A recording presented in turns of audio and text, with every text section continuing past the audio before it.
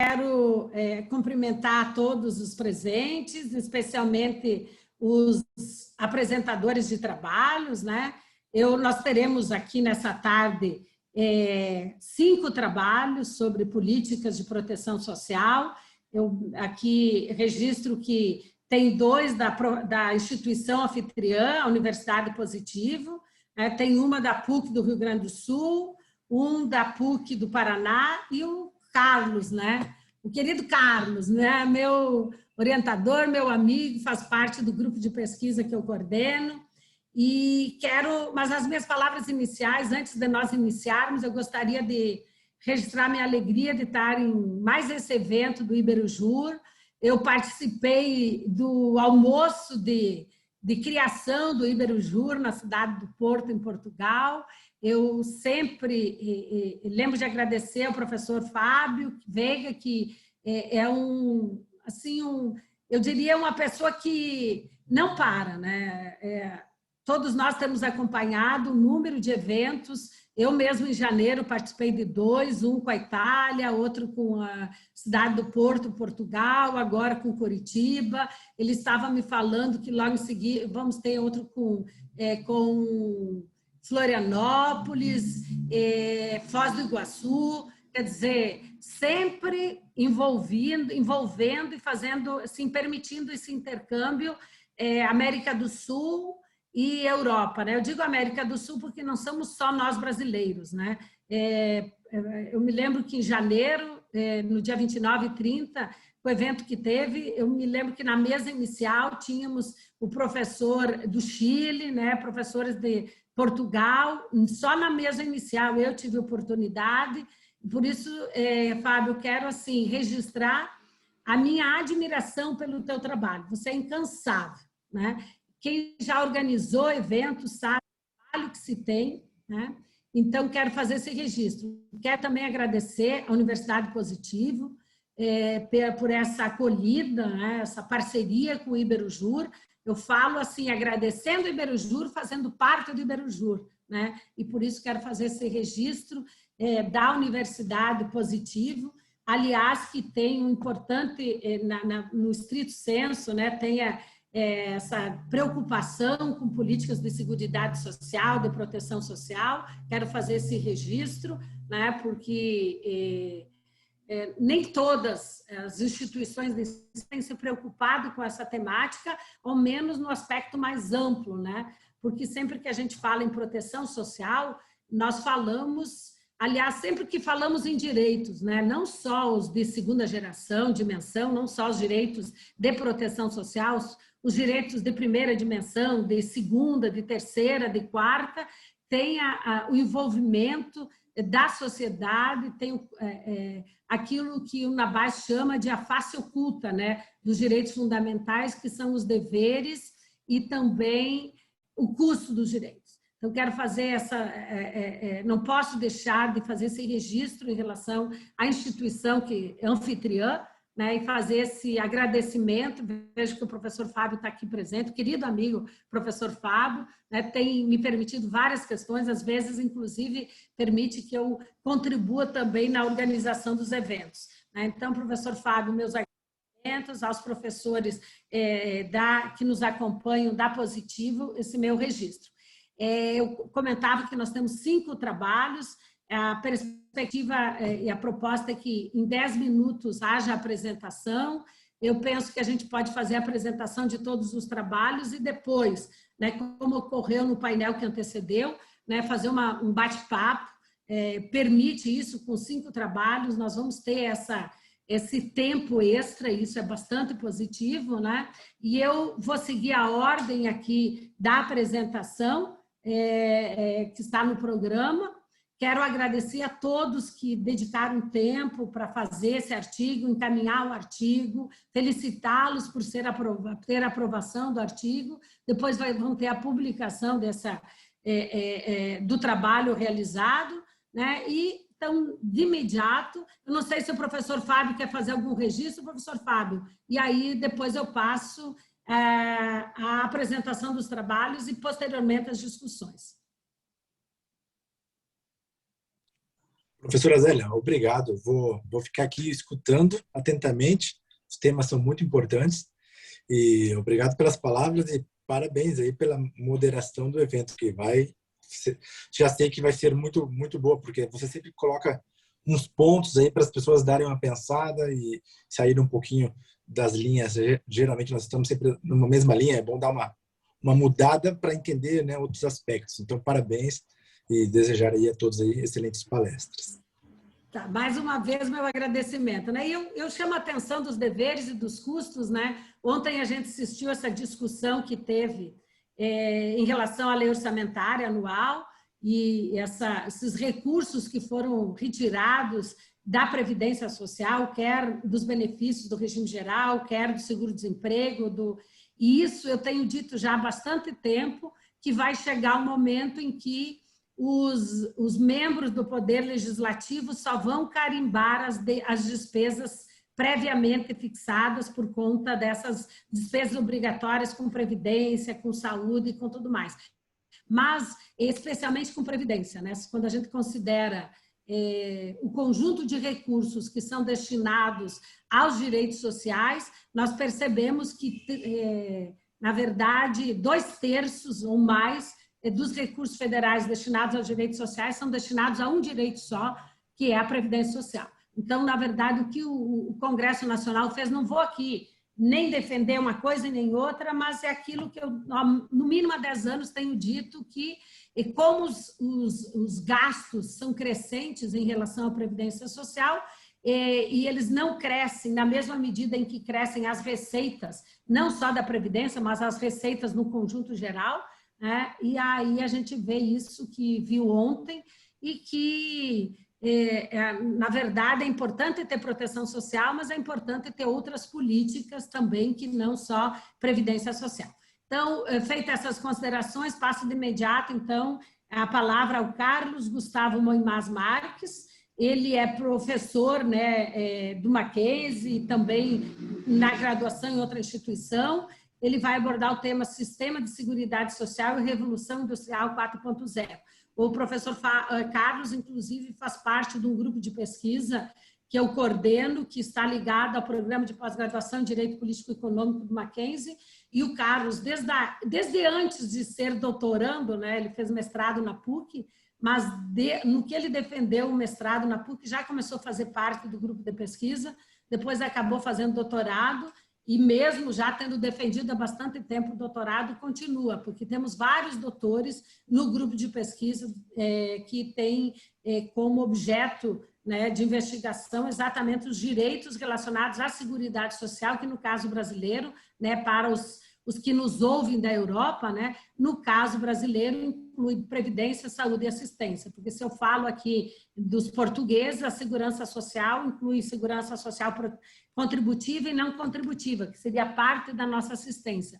O mesmo ocorre em relação à Espanha, né, cuja seguridade social abrange a nossa previdência e parte da nossa assistência.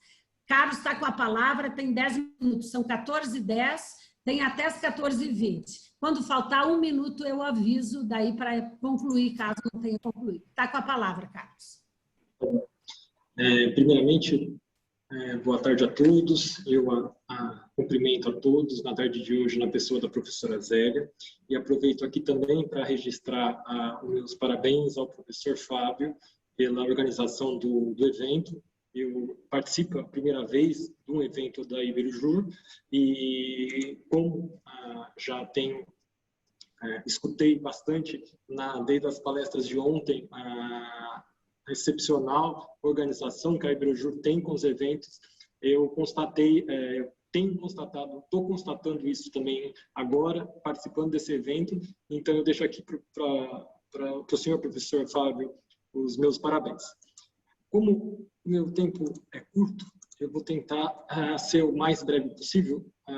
Eu coloquei algumas, estou dividindo com vocês os meus slides, porque o foco dessa exposição é mais uma reflexão em conjunto, uma finalização de um questionamento, do que uma própria exposição de uma ideia. A gente, como a professora Zélia falou, a gente está num período de transição. O Brasil, em especial,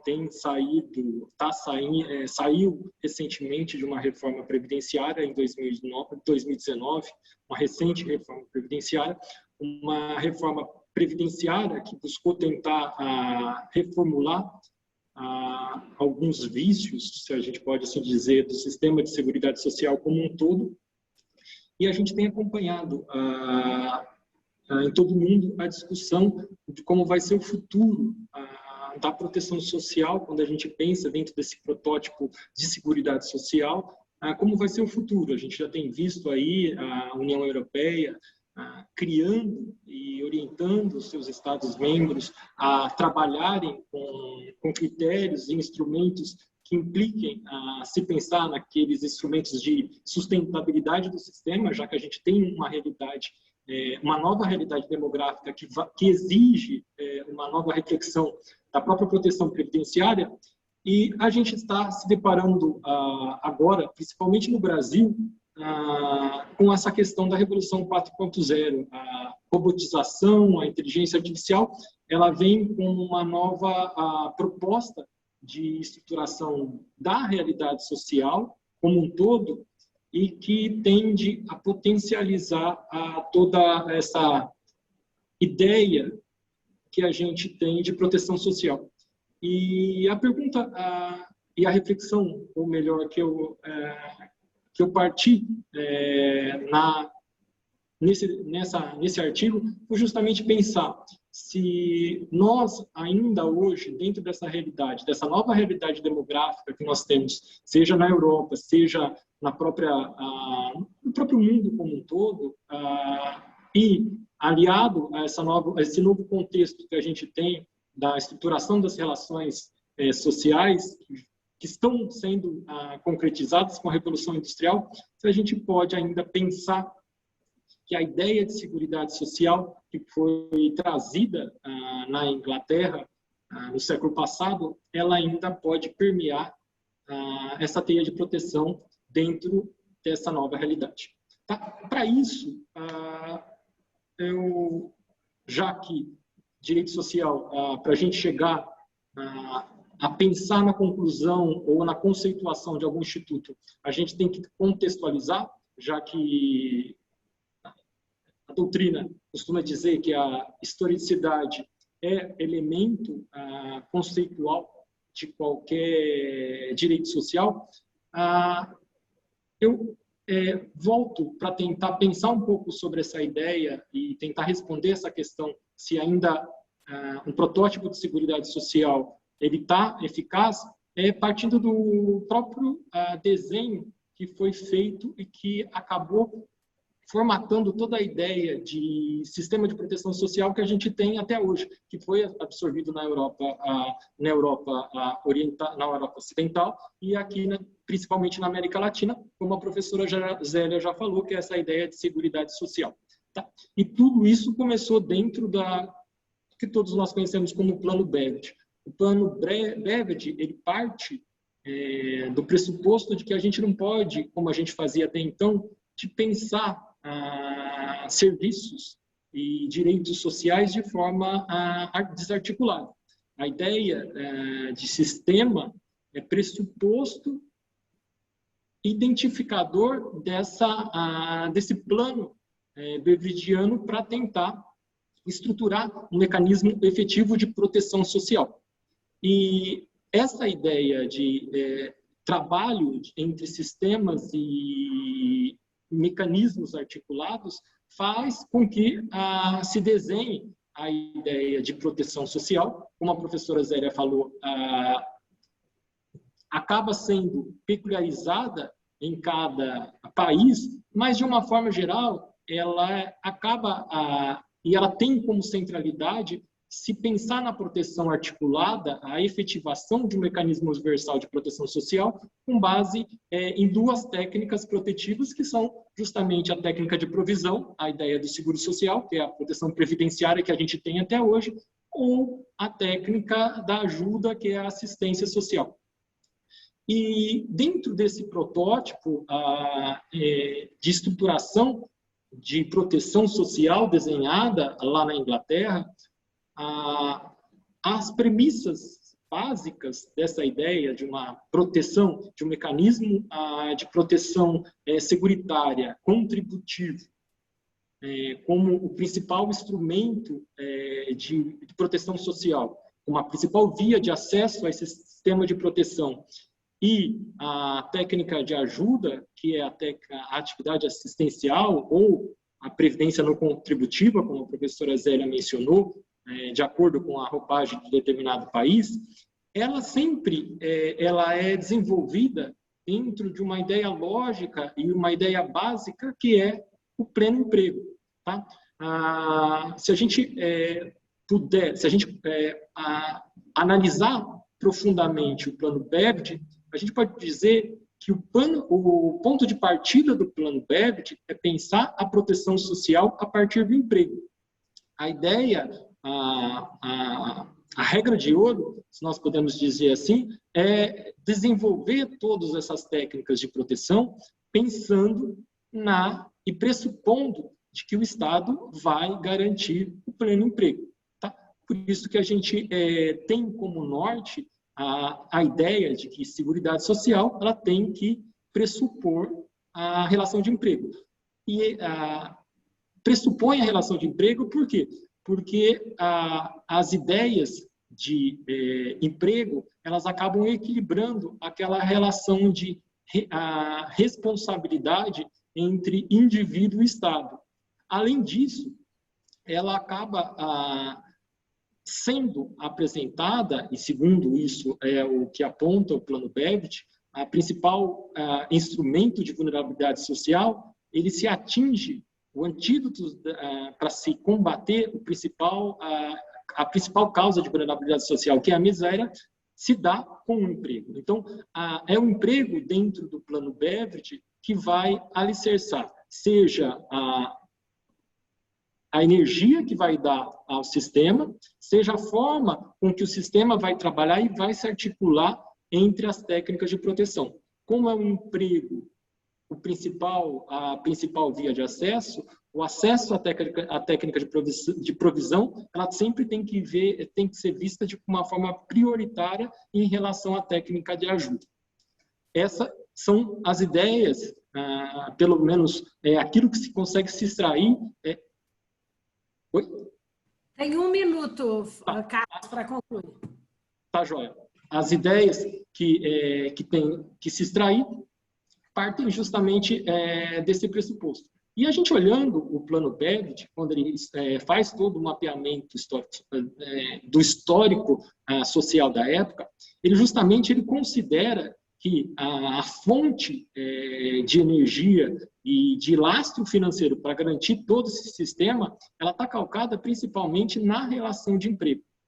E aí começa o nosso ponto de interrogação.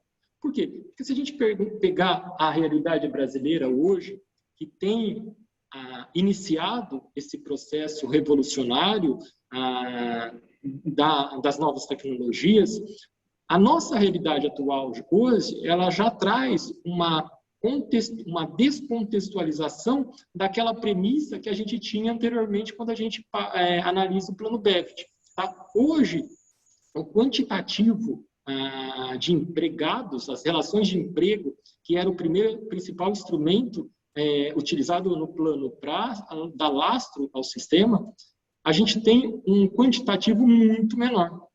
E se nós caminharmos dentro de uma perspectiva em que a Revolução 4.0 ela tende a se expandir em curto prazo, um dos pontos que ela vai atingir vai ser justamente essa maior intensidade nessa base da relação de emprego. Então, a pergunta que fica é justamente essa. Se dentro da realidade brasileira, que a gente já tem uma diminuição expressiva das relações de emprego, com a nova realidade 4.0, que tende a precarizar ainda mais essas relações de trabalho, ainda é possível a gente pensar que a principal via de acesso ao sistema de proteção social é a Previdência Social ou não?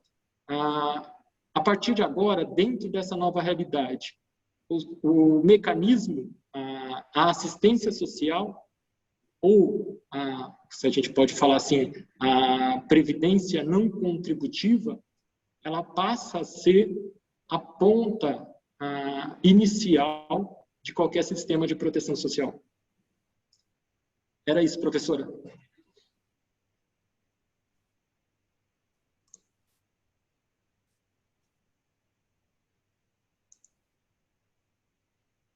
O microfone. Doutora Zélia, o microfone. Tá ok. A proteção social diz que depois das apresentações vamos ter um tempo para o debate, né? E isso que o Carlos trouxe, né? Essa ideia de que a base da proteção social, segurança social, como o professor da Positivo gosta de defender, a base, até então, era a previdência social. Será que isso, diante dessas novas tecnologias, se isso pode ser mantido ou não? Depois nós vamos continuar a discutir isso que o Carlos trouxe.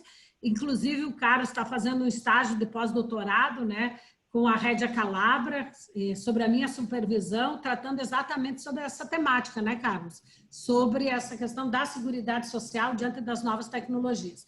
Bom, Carlos, tenho certeza que após a apresentação vai ter muita discussão, porque todos os trabalhos estão diretamente ligados a essa temática. Eu vou continuar, então, agora. Vou passar a palavra para o Cláudio Teixeira da Milano. Ele é aluno do Estrito Senso da PUC do Rio Grande do Sul, né? Nós tivemos juntos, estamos juntos, porque ele auxiliou na organização dos eventos que tivemos em fevereiro. São os colóquios que esse ano foi o 5º ou 6º lá de Madrid, o 3º de Parma e o 2º com a Católica do Porto. São 3 eventos, nesse ano foram os 3 seguidos, né, porque era online, mas no ano passado eles sempre davam um intervalo para que a gente se deslocasse de Parma. No ano passado, primeiro foi em Parma, depois foi quinta e sexta, na segunda e na terça na Complutense de Madrid e depois de 15 dias na Católica do Porto. Então, os interessados, no próximo ano vai ter de novo, né? E sempre com esses 3 formatos, essas 3 instituições, as temáticas sempre as tecnologias e as relações de trabalho e proteção social. Então, já que fica ao convite para todos, o Cláudio, nesse ano, foi assim extremamente importante a contribuição dele na organização, aquilo que eu disse, só quem organizou um evento sabe o trabalho que tem, e por isso que o Iberojur e a Positiva, que a Universidade Positiva merecem todos os nossos elogios. Então, eu vou passar a palavra para o Cláudio, que ele vai abordar a temática biotecnologia e seus impactos nas relações de trabalho e de seguridade social. São 2h24, você tem até as 2h34 para fazer a apresentação. Está com a palavra, Cláudio. Boa tarde a todos. Então, eu gostaria de saudar a professora Zélia aí por ter participado do colóquio, né? Foi uma satisfação muito grande poder conhecê-la e conviver com ela, né, durante esse período, e até então a gente ainda está trabalhando nos posteriores, né, o evento. É uma alegria muito grande e uma responsabilidade também estar apresentando trabalho para a senhora, né? Gostaria também de cumprimentar o Iberojur. Esse é o 3º evento que eu estou apresentando trabalho com eles, né? Uma oportunidade muito grande. Eu tive em Pádua e em Porto também apresentando os trabalhos, e cumprimentar os demais participantes e aqueles que estão assistindo o evento. Muito bem, então, o tema do artigo e da apresentação, tecnologia e seus impactos nas relações de trabalho e de seguridade social, e o que isso ocorre, né? Os avanços da tecnologia estão fazendo com que o ser humano ele cada vez mais interaja com a máquina. O que, de um lado, é positivo, né, pois aproxima as distâncias, né, mas, por outro lado, esse isolamento da vida em sociedade acaba ficando um pouco restrito, né, e isso também impede o desenvolvimento em razão da troca de experiências, né. Os avanços da tecnologia estão ao ponto de que pessoas no Japão estão casando com robôs, tendo relações sexuais com robôs, ou seja, estão se suprimindo totalmente o contato entre os seres humanos, né, que essa troca de experiência é muito importante, inclusive para a permanência da espécie, poderíamos dizer assim, né? Então, o desenvolvimento biotecnológico utiliza o corpo humano e sua codificação genética em informação para alterá-lo, construindo um ser humano melhorado, mais resistente a doenças e ao envelhecimento, com novas habilidades sensoriais e cognitivas. Então, a biotecnologia, biotecnociência, ela fabrica microchips, próteses, implantes e exoesqueletos que, em um primeiro momento, servem para corrigir problemas, mas que, posteriormente, ampliam funções e fazendo surgir um ser híbrido entre a máquina e o ser humano. Não há um consenso na doutrina, na definição de transhumanismo e pós-humanismo, que são utilizados com significados ora diversos, ora semelhantes. Então, na presente pesquisa, o conceito de transhumanismo e pós-humanismo são utilizados para compreender o impacto das novas tecnologias sobre a sociedade, que se encontra em estágio de alta modernidade, em especial nas relações de trabalho e seguridade social.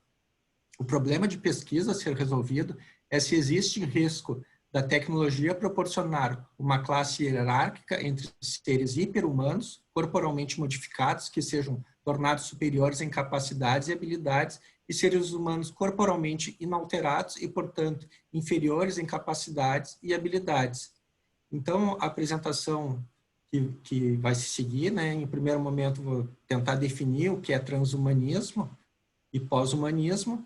Após, transcorrerei sobre os impactos positivos e negativos da biotecnologia e, por último, vou tratar um pouquinho da regulação da biotecnologia. Então, o transhumanismo, o que ele consiste? Ele reside no uso da técnica e da ciência para alterar o corpo humano, tornando-o melhor. Cuida-se do nascimento de um novo humano com potencialidades ampliadas. O transhumanismo não se ergue contra o humanismo em si. Muito ao contrário, ele representa sua consumação plena, reafirmando o projeto moderno em uma versão biotecnológica para confirmar o ser humano como o melhor e possuidor da natureza, inclusive da sua própria. Então, no transhumanismo, se mantém nos limites do conceito de ser humano, posto pelo humanismo renascentista, e segue o marco do projeto moderno, agora introduzido pelas novas tecnologias. Então, ele altera geneticamente o corpo orgânico e para agregar artefatos maquínicos ao corpo orgânico, formando um ser híbrido. Então, a biotecnologia de melhoramento humano pretende o nascimento de novas espécies de seres humanos com potencialidades ampliadas. Nós temos o transhumano e o ciborgue. No transhumano, então, a proposta é utilizar a nanotecnologia, a biotecnologia, a informática e as ciências cognitivas para melhorar os sentidos, retardar o envelhecimento, aumentar a força física, resistência a doenças, tornando o corpo humano melhor e mais apto.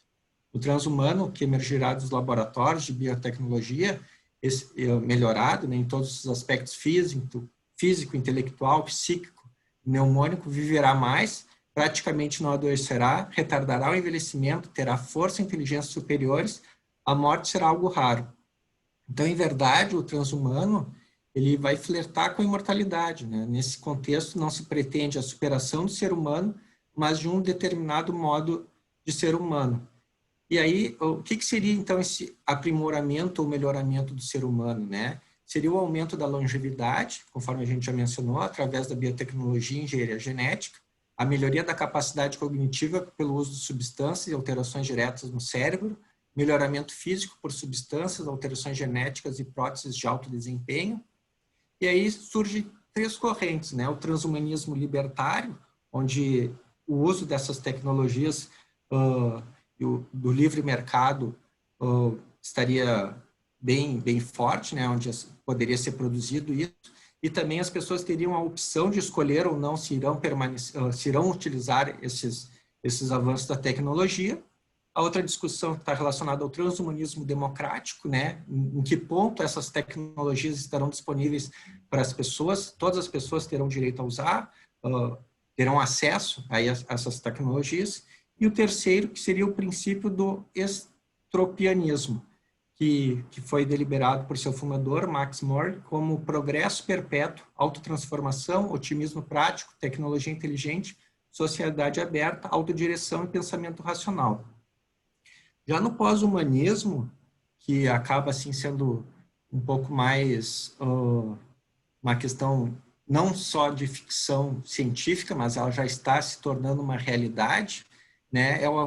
Está relacionado ao avanço da inteligência artificial forte, né? Que proporcionará uma nova forma de o homem se alimentar, né? O sistema digestivo será redesenhado, o sangue será reprogramado, dispensar-se-á ao coração pela utilização de nanopartículas que o tornam despicieno na sua função de bombear o sangue. Poderá ser redesenhado o cérebro humano, designadamente através da introdução de implantes para substituir retinas danificadas, para resolver problemas cerebrais ou sensores que garantam a mobilidade das pessoas paralisadas, chips que viabilizam a leitura do pensamento entre humanos.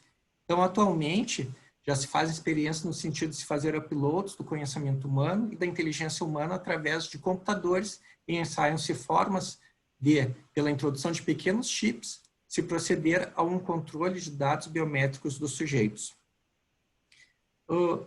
Passando aí para os aspectos positivos, né, os otimistas eles retratam um mundo mais sustentável, livre de doenças que combatemos hoje, o avanço da tecnologia digitais, avanços materiais permitem grandes saltos em áreas como a compreensão de genomas, engenharia genética, diagnóstico e desenvolvimento farmacêutico.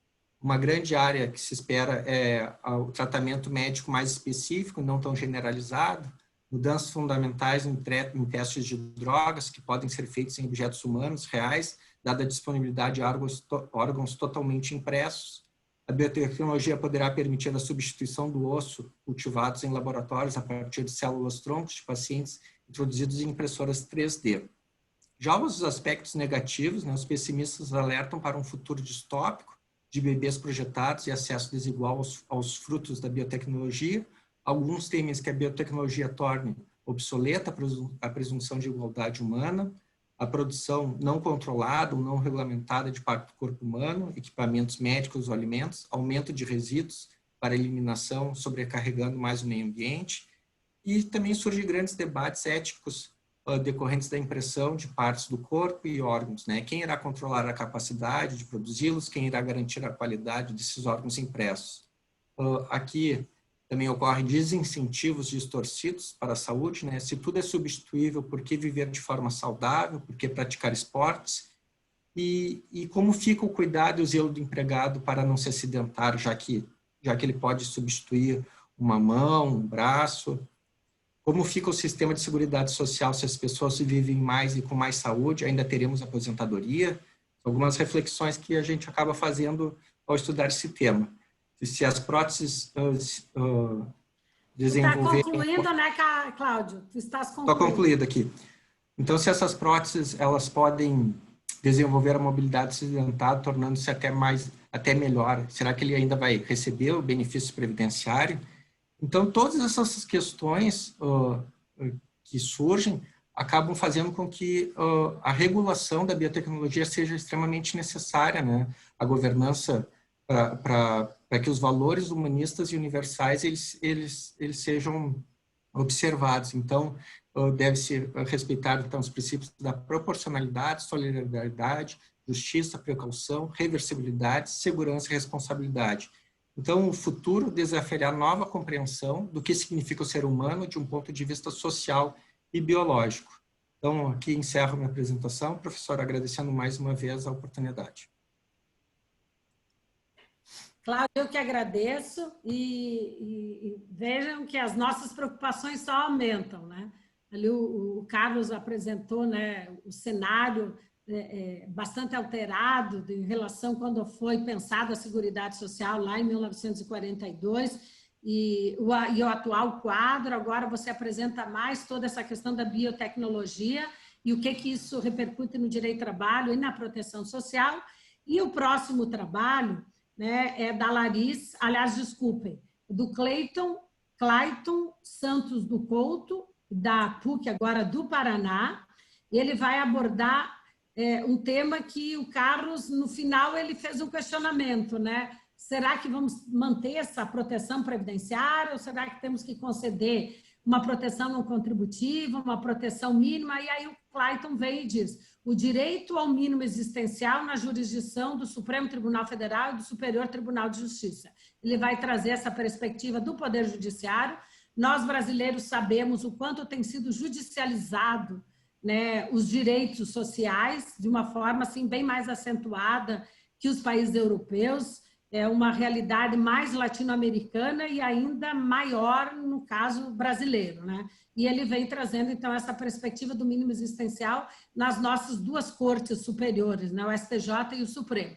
Então, passo, então, a palavra ao Clayton e, mais uma vez, ouvindo, então, um puquiano, né? Passo a palavra, então, ao Clayton. Professora, antes de tudo, eu só gostaria de compartilhar a minha apresentação. Gostaria de saber se vocês conseguem enxergar a minha apresentação. Eu estou compartilhando ela aqui. Ela está disponível para vocês? Já está. Okay. Já está, sim. Ok. Então, inicialmente eu gostaria de saudar a todos na pessoa da professora Zélia Perdoná. Gostaria também de cumprimentar a organização do evento nesses tempos de pandemia, um evento muito bem organizado. Como a professora Zélia disse, quem organiza eventos sabe a dificuldade que é, ainda mais tendo que fazer um evento totalmente tecnológico, como está sendo mais essa edição dos eventos organizados pelo Iberojur. É um prazer participar de mais um evento desse, organizado pelo Iberojur. E, como já foi dito pela professora, o tema do meu trabalho é o direito a um mínimo existencial na jurisdição do Supremo Tribunal Federal e do Superior Tribunal de Justiça. Esse estudo, esse artigo que eu apresento por ocasião desse evento, ele está fundamentado numa pesquisa empírica em relação às decisões tomadas pelo Supremo Tribunal Federal e pelo STJ em relação à possibilidade ou não de se estabelecer, a partir dessas decisões, o conteúdo ou o núcleo essencial do direito ao mínimo existencial. A gente sabe que o mínimo existencial, toda a teoria do mínimo existencial, ela é recente no Brasil, a sua aplicação é recente ainda no Brasil, então o estudo tem por objetivo verificar qualitativamente e quantitativamente como isso se dá perante os nossos dois principais tribunais superiores. Em relação a isso, o trabalho, então, ele parte do pressuposto de que os direitos fundamentais, sejam eles direitos de liberdade ou direitos econômicos e sociais, eles pressupõem uma pluralidade de posições jurídicas aos seus titulares, que podem ser exigidas do Estado na forma de prestações positivas, no sentido de que a sociedade se investe na posição de credora de uma determinada prestação estatal, ou também no sentido de uma prestação negativa, no sentido de que o Estado não pode cercear ou proibir o acesso a um determinado direito fundamental. Dentro dessa teoria surge então a discussão em torno de um núcleo essencial que integra os direitos fundamentais, que seria o direito ao mínimo existencial. Então seria aquele conjunto de direitos sociais que tem um cunho prestacional, portanto exige uma prestação positiva do Estado, que é necessário não só para assegurar a existência humana, mas, além disso, a vida com dignidade. E é exatamente nesse ponto que se distingue os conceitos de mínimo existencial de mínimo vital. Dentro dessa discussão, então, a doutrina, há uma discussão doutrinária em relação à possibilidade ou não de se definir quais seriam os direitos ou quais seriam as prestações fáticas que integram o mínimo existencial. E aí no trabalho, o trabalho divide essa posição doutrinária em duas correntes divergentes. Uma corrente que aqui ficou denominada, para utilizar uma expressão usada pelo professor Daniel Van der Aschen, de conteúdo determinável no caso concreto. Essa corrente que é defendida pelo professor Ricardo Lobo Torres, pelo professor Ingo Wolfgang Sarlet, o Eurico Bittencourt, a Cláudia Honório, o Rogério Gesta Leal, eles defendem a ideia de que é impossível determinar o conteúdo específico do direito ao mínimo existencial, tendo em vista que isso só seria possível diante de um caso concreto, analisando as circunstâncias fáticas e as necessidades da pessoa sob exame. Portanto, haveria ali um conteúdo totalmente aberto e variável. A outra doutrina, a outra parte que diverge dessa primeira corrente, que aqui é intitulada de rol constitucional preferencial, ela traz em si a ideia de que não é possível afastar o argumento de que o mínimo existencial existente no século XVII, na Espanha, é diferente daquilo que seria considerado na Suíça nos dias atuais, porém, é possível, a partir de uma análise do sistema constitucional positivo que se avalia dentro de um contexto temporalmente determinado, extrair dali alguns elementos que seriam essenciais à dignidade da pessoa humana. No nosso caso, a Constituição Federal de 88. Né? Portanto, haveria aqui alguns parâmetros para averiguar se há ou não condições materiais de existência digna. Os dois principais nomes que defendem essa corrente é a professora Ana Paula de Barcelos e o professor Daniel Wonderacht. A professora Ana Paula de Barcelos, ela diz que dentro desse conteúdo haveriam 3 aspectos de natureza material, que seria a educação, aquele conteúdo educacional contido na Constituição, ensino infantil, fundamental e médio, a saúde, no sentido de que as prestações de saúde seriam só aquelas que estão disponíveis a todos, a assistência social, que é o grande cerne aqui do debate desse painel, né, que envolveria os benefícios sociais assegurados na Constituição, além disso, alimentação, vestuário e abrigo. E, por último, ela fala ainda de um elemento que tem um caráter instrumental, que é o acesso à justiça, no sentido de permitir a postulação judicial desses demais elementos de caráter material. Com base nisso, a pesquisa, então, se debruça a tentar entender se é possível, dentro do corpo, dentro do universo de decisões dos nossos tribunais superiores, se há ali a possibilidade de se determinar esse conteúdo. Então, foi feita uma pesquisa empírica, com base no método hipotético dedutivo, foi utilizado o banco de decisões jurisprudenciais que estão no site dos tribunais e foi pesquisada a expressão mínimo existencial. Do universo de decisões obtidas, primeiro foi analisado qual era, dessas decisões, qual era o direito pleiteado pelo postulante.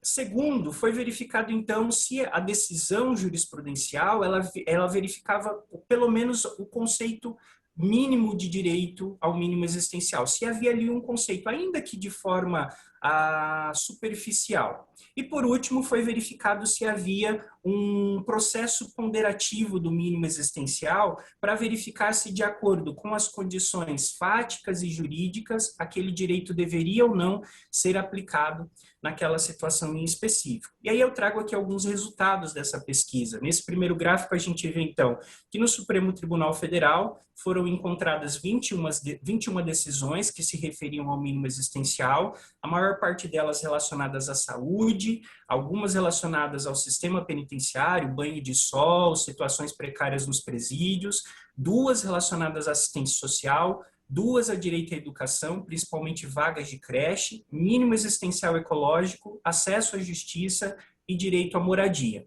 No Superior Tribunal de Justiça, o universo é mais amplo, a gente teve 86 decisões, dessas, a maior parte, mais da metade, relacionadas à discussão ou não se há descontos consignados em empréstimos, e aí em pagamentos ou em até mesmo em benefícios previdenciários, eles violariam ou não o mínimo existencial. Uma parte relacionada à Seguridade Social, principalmente ao benefício de prestação continuada.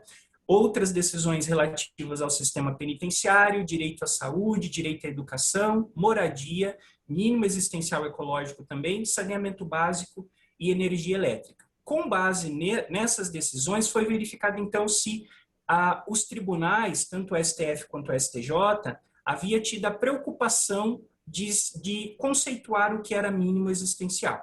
E aí, do universo do STF, apenas 7 decisões conceituou o que é exatamente o mínimo existencial. No STJ, apenas 5 decisões. E o mais gritante dos dados da pesquisa é em que nenhuma das decisões, nem do STF e nem do STJ, foi feita uma análise de ponderação para verificar se, naquele caso concreto, diante das circunstâncias fáticas, o direito, aquele benefício deveria ou não ser aplicado ao caso concreto. Com base nisso, e aí já partindo para as minhas considerações, porque eu acho que eu estou em cima do tempo já, é possível a gente tomar algumas conclusões com base nessa pesquisa empírica. A primeira delas é de que é necessário o reconhecimento de um rol de prestações inerentes ao mínimo existencial, principalmente para que isso sirva como obstáculo contra a negativa do Poder Judiciário de conceder pelo menos aquilo que é essencial à dignidade da pessoa humana. Porém, conforme foi visto, conforme se obtém dos resultados da pesquisa, tanto o STJ quanto o STF não permitem que se tenha esse posicionamento claro. E aí a gente tem até algumas ambiguidades. O mesmo medicamento, numa situação, ele é considerado integrante daquele rol, e o mesmo medicamento na outra decisão, sem que seja feita uma ponderação, não é considerado mínimo existencial. E isso acaba, na verdade, esse uso inflacionário, esse uso retórico dessa expressão mínimo existencial, né, ela acaba levando para um uso discricionário que beira o subjetivismo e que pode, na verdade, retirar a força vinculante dessa teoria, que deveria servir exatamente para potencializar a exigibilidade imediata dessa parcela de direitos sociais integrantes desse núcleo. Eu agradeço a participação e depois fico disponível para que a gente possa debater e aprofundar essas ideias. Obrigado.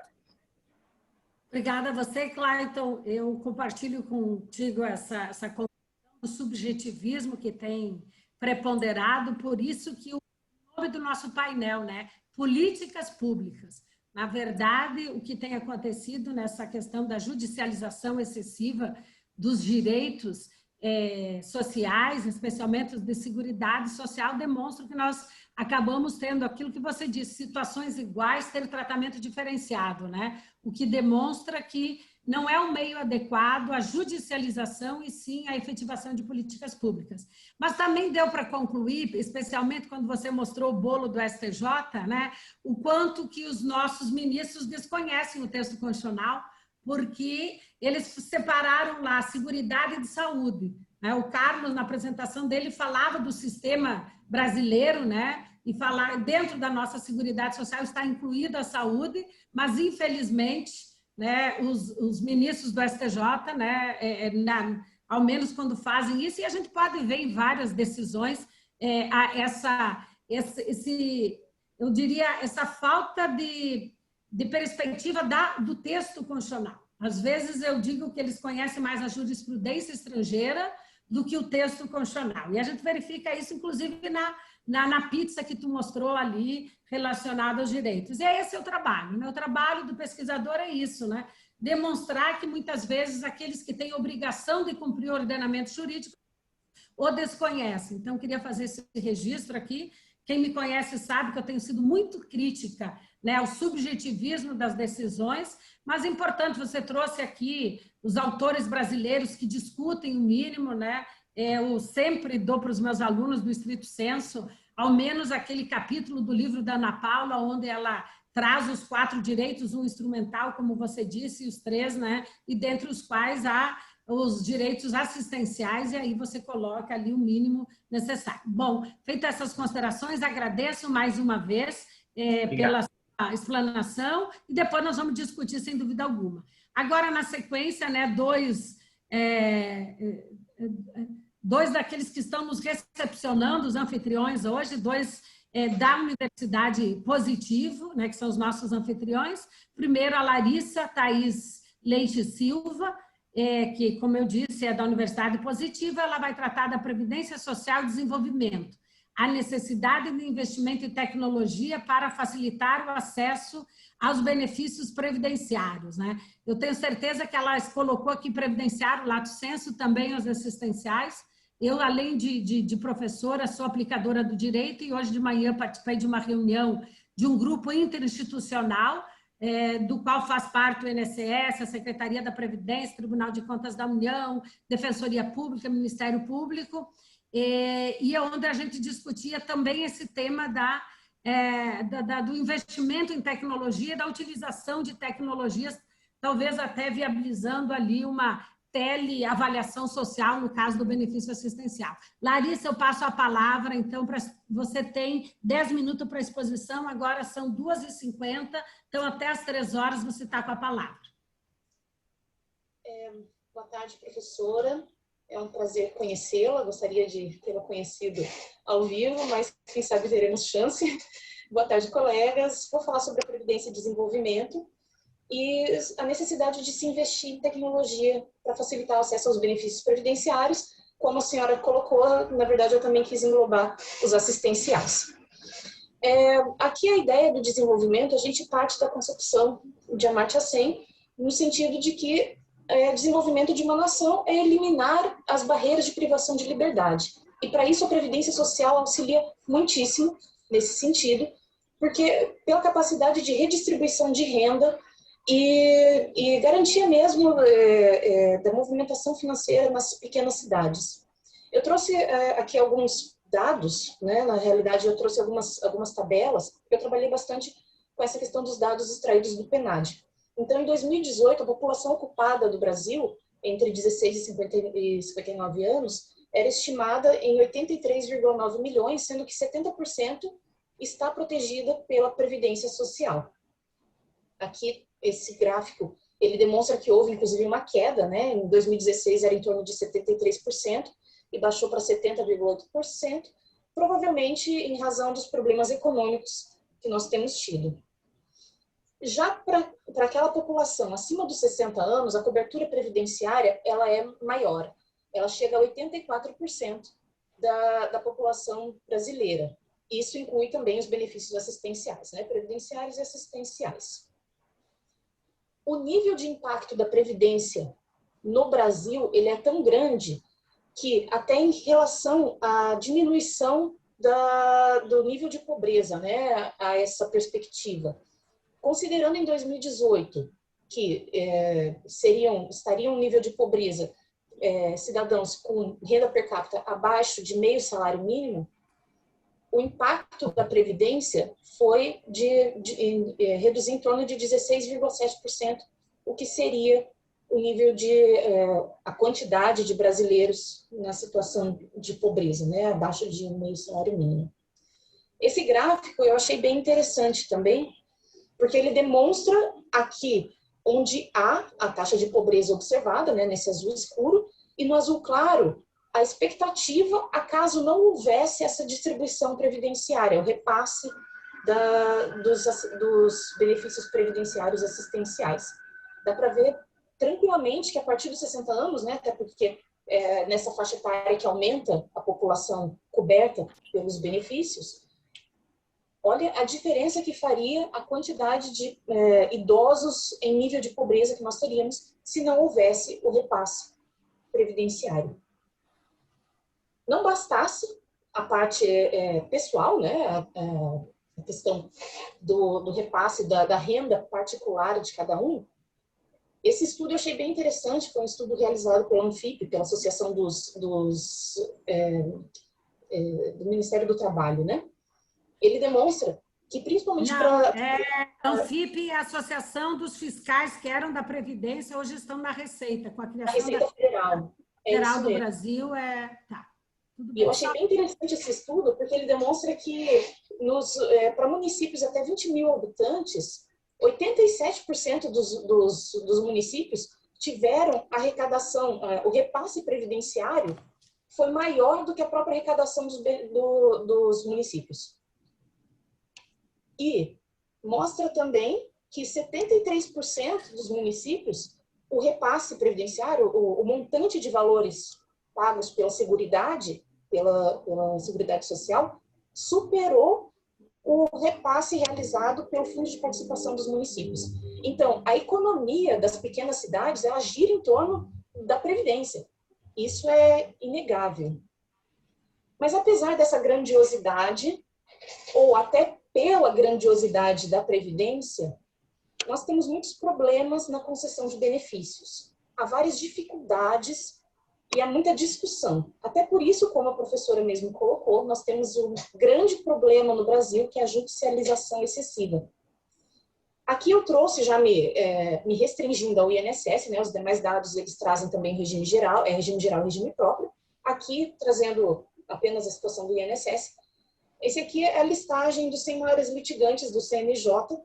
No caso, ele é de 2011, mas eu trouxe esse porque... Nesse ano, o INSS figurou como o maior litigante em juízo, considerando as 3 justiças, estadual, federal e do trabalho. E apesar de eu não ter os dados exatamente do ano passado, né, dos maiores litigantes do ano passado, com certeza não houve uma mudança muito grande, porque de acordo com o painel do CNJ em números, em 2019, Dos 5 maiores assuntos demandados na Justiça Federal, 4 se referiam a direito previdenciário. No caso, meu objeto de pesquisa são os benefícios por incapacidade, e no ano de 2019, apenas em ações novas, se somaram 1.196.958 novas ações. Como mudar isso, né? Assim, essa é a grande questão. Como melhorar o acesso à população? A meu ver, e acho que são medidas já bastante demonstradas a facilidade, é o investimento em tecnologia. O INSS tem que facilitar o acesso, desburocratizar e trazer maiores informações, uma gama maior de informações aos segurados. Isso tem sido feito, teve um início, não são tantos tem muito que melhorar, mas eu trouxe aqui alguns exemplos que estão funcionando e que inclusive foram bem mais, expandiram por conta da pandemia. A pandemia acabou obrigando o governo a investir em políticas públicas, que é exatamente o que a doutora Zélia havia comentado no início, para que haja mais tecnologia. No caso, esse aqui é um aplicativo Meu INSS. Hoje, desde janeiro de 2019, o governo brasileiro digitalizou 1.261 serviços que antes eram disponibilizados apenas na forma presencial, sendo 688 desde o início da pandemia. Já se fala de uma economia de digitalização em torno de 2 bilhões de reais, além de facilitar bastante a vida do segurado. Outro aplicativo foi o assistente virtual, Elo, que eles se chamam, né? Na verdade, uma bot, né? Uma atendente virtual, que tem aquelas respostas padrão. Mas, na verdade, apenas as respostas padrão já é um grande avanço. Então, foi iniciado, se não me engano, foi em agosto ou setembro do ano passado, e até 22 de fevereiro desse ano, a atendente virtual já havia realizado mais de 13 milhões de atendimentos. Então, assim, são algumas das iniciativas, né? Creio que ainda deve melhorar bastante, uma coisa que eu até coloquei no meu artigo. Eu acho que um dos pontos que deve ser bem melhor informatizado, digitalizado, é a questão dos recursos administrativos, porque hoje o recurso administrativo, embora ele tenha uma previsão legal de que seja respondido em até 85 dias, isso não perfaz a realidade. Então, é mais fácil para a pessoa recorrer ao judiciário, é mais rápido, mais efetivo, do que fazer isso diretamente no INSS. Só que o TCU, por outro lado, ele já demonstrou que, em termos de valores, um benefício previdenciário concedido administrativamente, ele é 4 vezes mais barato, sai 4 vezes menos o custo do que aquele que é concedido judicialmente.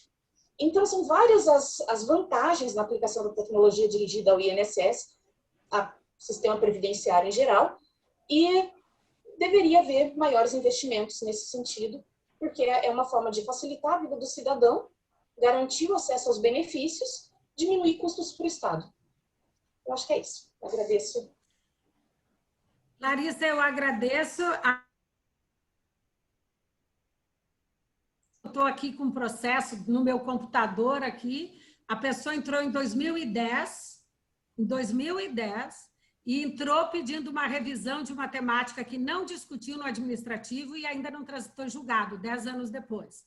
Eu vejo com frequência o judiciário aplicando multa, se não aprecia em 90 dias, 30 dias, 10 dias, 6 meses, e o Poder Judiciário, essa semana mesmo eu tive um caso em que a pessoa entrou em 2007 pedindo uma aposentadoria, faleceu, vieram pedir pensão e ainda não foi julgado. Então, na verdade, também tem uma discussão. Depois nós vamos tratar, tem o Rafael para apresentar, mas vamos discutir isso, até porque quando o Poder Judiciário ele estabelece que o juiz, no caso concreto, vai definir, ele está dizendo, vão ao Poder Judiciário, e não por meio da política pública, né?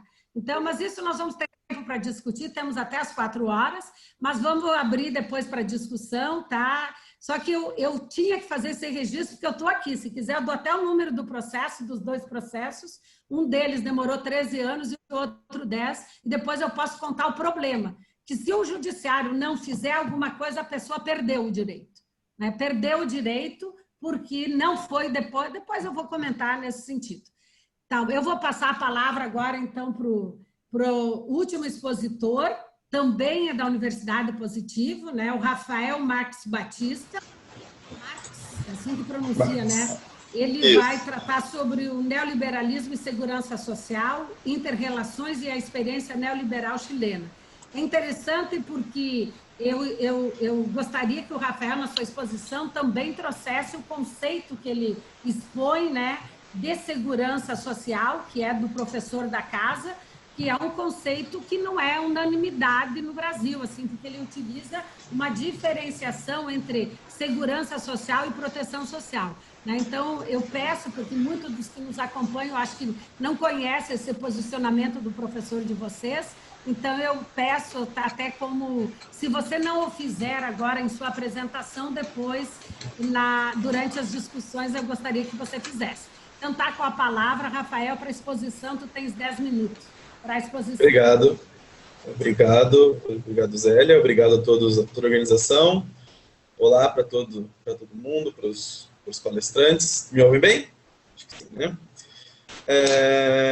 Pois então, eu vou tratar, como a professora Zélia falou, sobre o tema do neoliberalismo e segurança social, interrelações e experiência neoliberal chilena. Então, primeiro eu vou traçar uma teoria a respeito do neoliberalismo e as comunicações dele com a segurança social, e depois, justamente, eu puxei essa situação da experiência chilena justamente pela tentativa brasileira de neoliberalizar, se é que existe essa palavra, a nossa segurança social, né? E vou tentar, sim, no meu artigo eu tento fazer essa diferenciação, trazer a diferenciação feita pelo professor Strapasson a respeito de segurança e proteção social, mas eu vou fazer isso no meio da exposição. Pois bem, eu trago o conceito de neoliberalismo à luz do texto Nascimento da Biopolítica, do Michel Foucault, que foi publicado em 1979. Tá? Então, de modo geral, naquele momento, Foucault tentava diferenciar, né, e explicar o neoliberalismo, que vinha em contraposição ao liberalismo clássico, e tentar conceitualizar esse neoliberalismo, né, visto que supostamente deu errado o liberalismo clássico, depois no contexto ali de uma Alemanha pós-Segunda Guerra Mundial.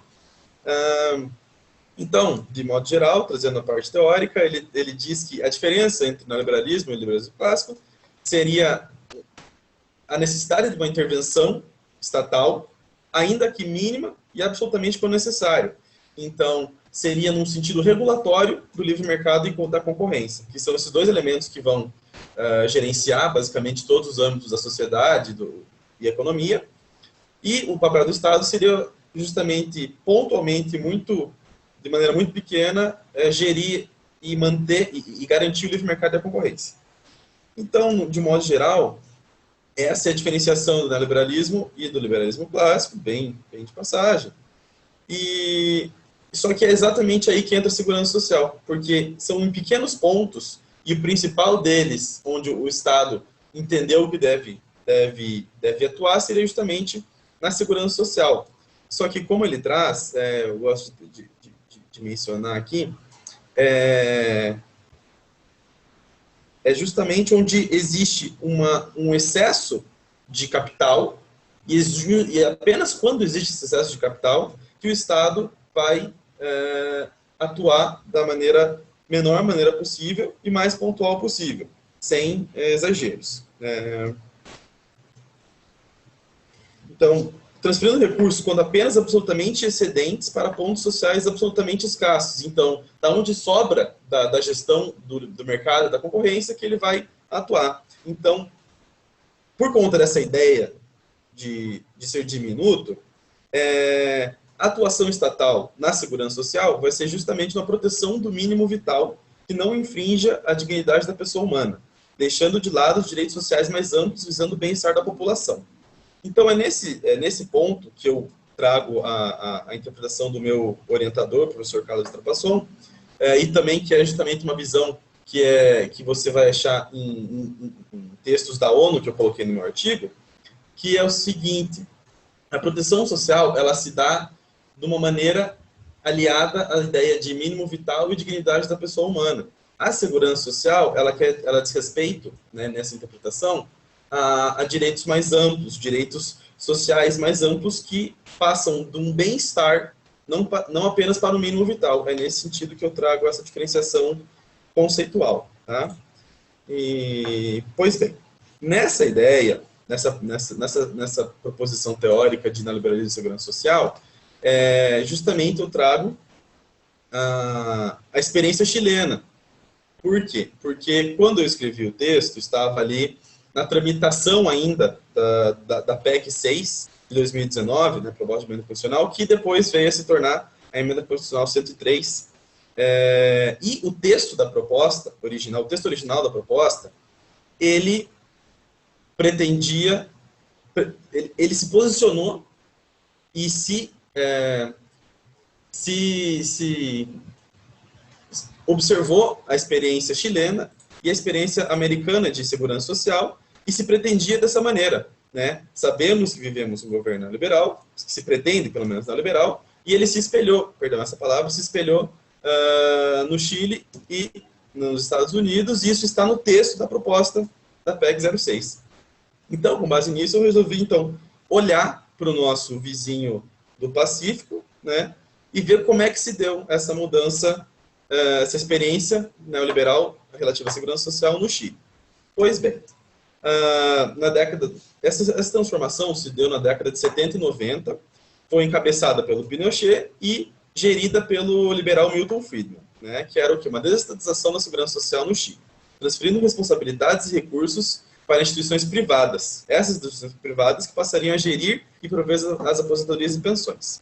Então, de modo geral, a liberalização significou uma financiarização da segurança social, tirando o elemento da solidariedade, tirando o elemento do Estado, virou basicamente uma acumulação de capital, né? O que levou, naquele momento, o Chile a fazer isso? A escassez de capital estatal para a implementação de outras políticas, porque gastava tudo com segurança social, eles entendiam assim, e dependência econômica do capital estrangeiro. E qualquer semelhança com o nosso momento atual não é mera coincidência. E como que se foi feito isso? Em 75, foi a principal mudança legislativa, foi o Decreto-Lei 2448, que retirava justamente a participação do Estado, dos empregadores, as contribuições sociais, de forma que os trabalhadores passaram a ter a responsabilidade de aportar 10% dos seus rendimentos mensais através de depósitos e contas individuais de poupança administradas por um fundo gerido pelas administradoras do fundo de pensão. O que aconteceu? Abriram-se 18 instituições privadas na época, que, como se fossem bancos, né, que se disponibilizaram para fazer essa gestão dos fundos de pensão. Então, os segurados começavam a aportar mensalmente 10% dos rendimentos para esses fundos privados e sem responsabilidade, então, do Estado. Então, ao Estado cabia apenas o quê? A fiscalização e assistência e garantias do sistema. Por exemplo, em caso de falências das AFPs, pela complementação e contribuição por meio da pensão mínima garantida. Então, algo como se fosse o nosso LOAS aqui, né? Então, quando a pessoa tivesse em situação de pobreza, ele ainda ia atuar.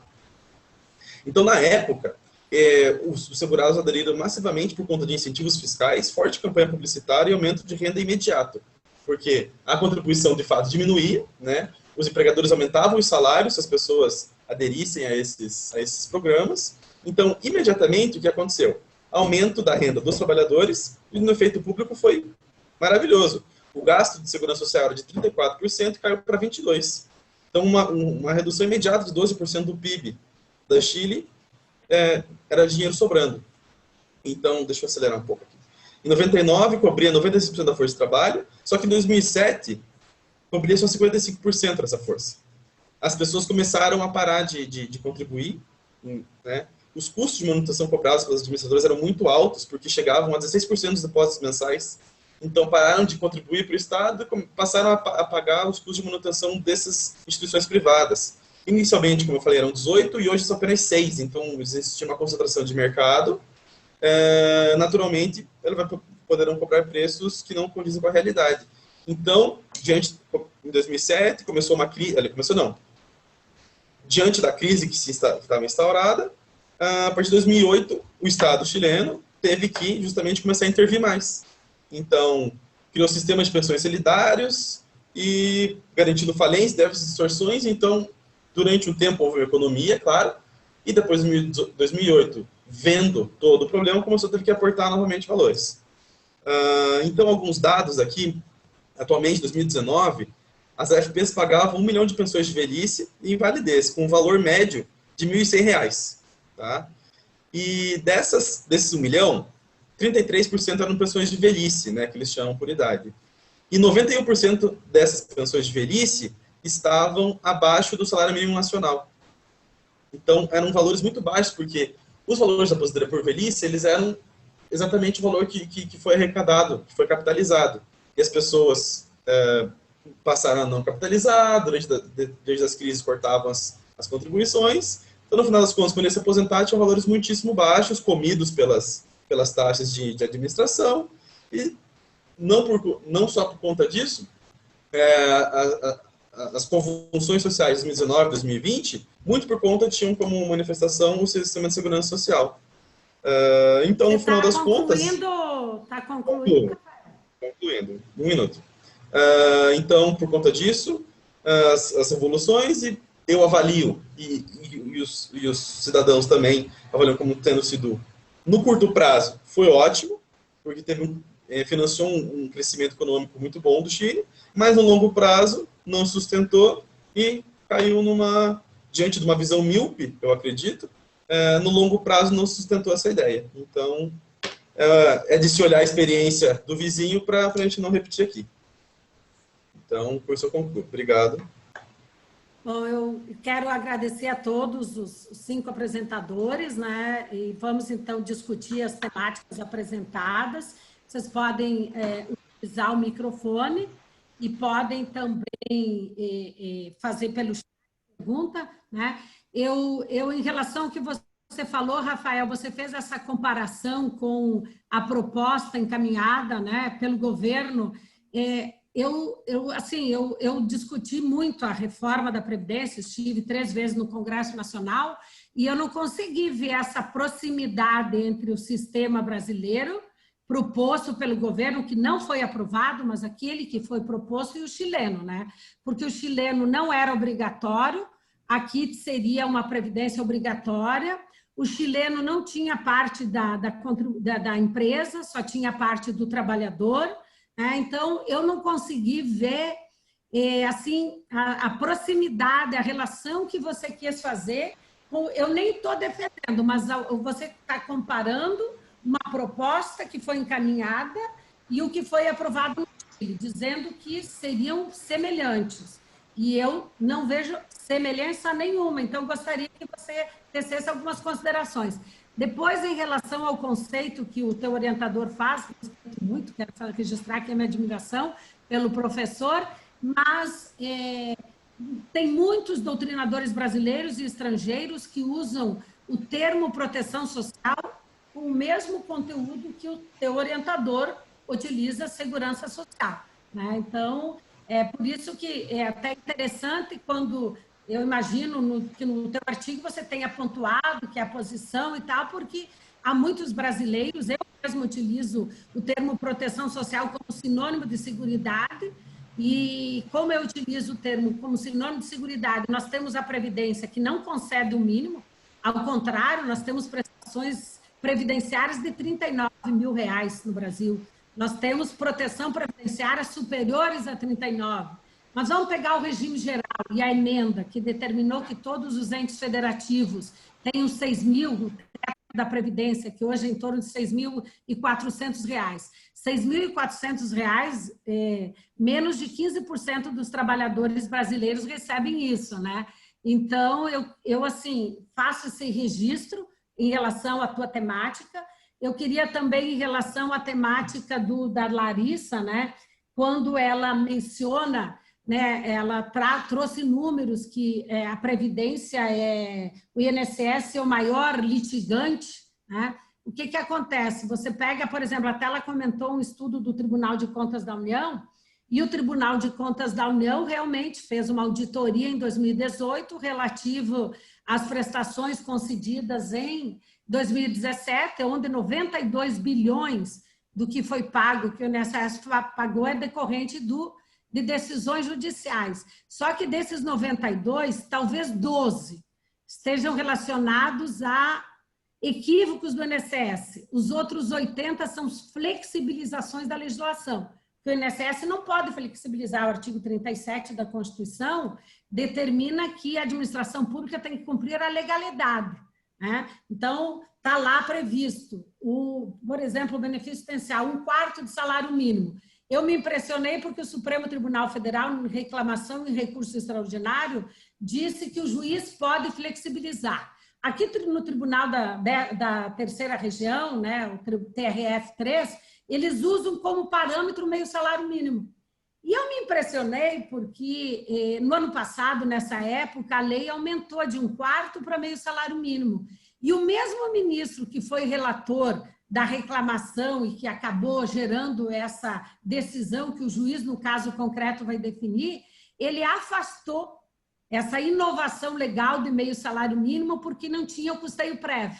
Aí eu fiquei em dúvida que se a Constituição tem que ser obedecida só pelo Legislativo e Executivo, ou se também deve ser obedecida pelo Poder Judiciário. Fiquei em dúvida. Eu, inclusive, estou escrevendo um artigo para um livro de Direito Constitucional, chamados aí pela USP, onde eu vou tratar isso, sobre essas decisões, essa decisão do Supremo Tribunal Federal.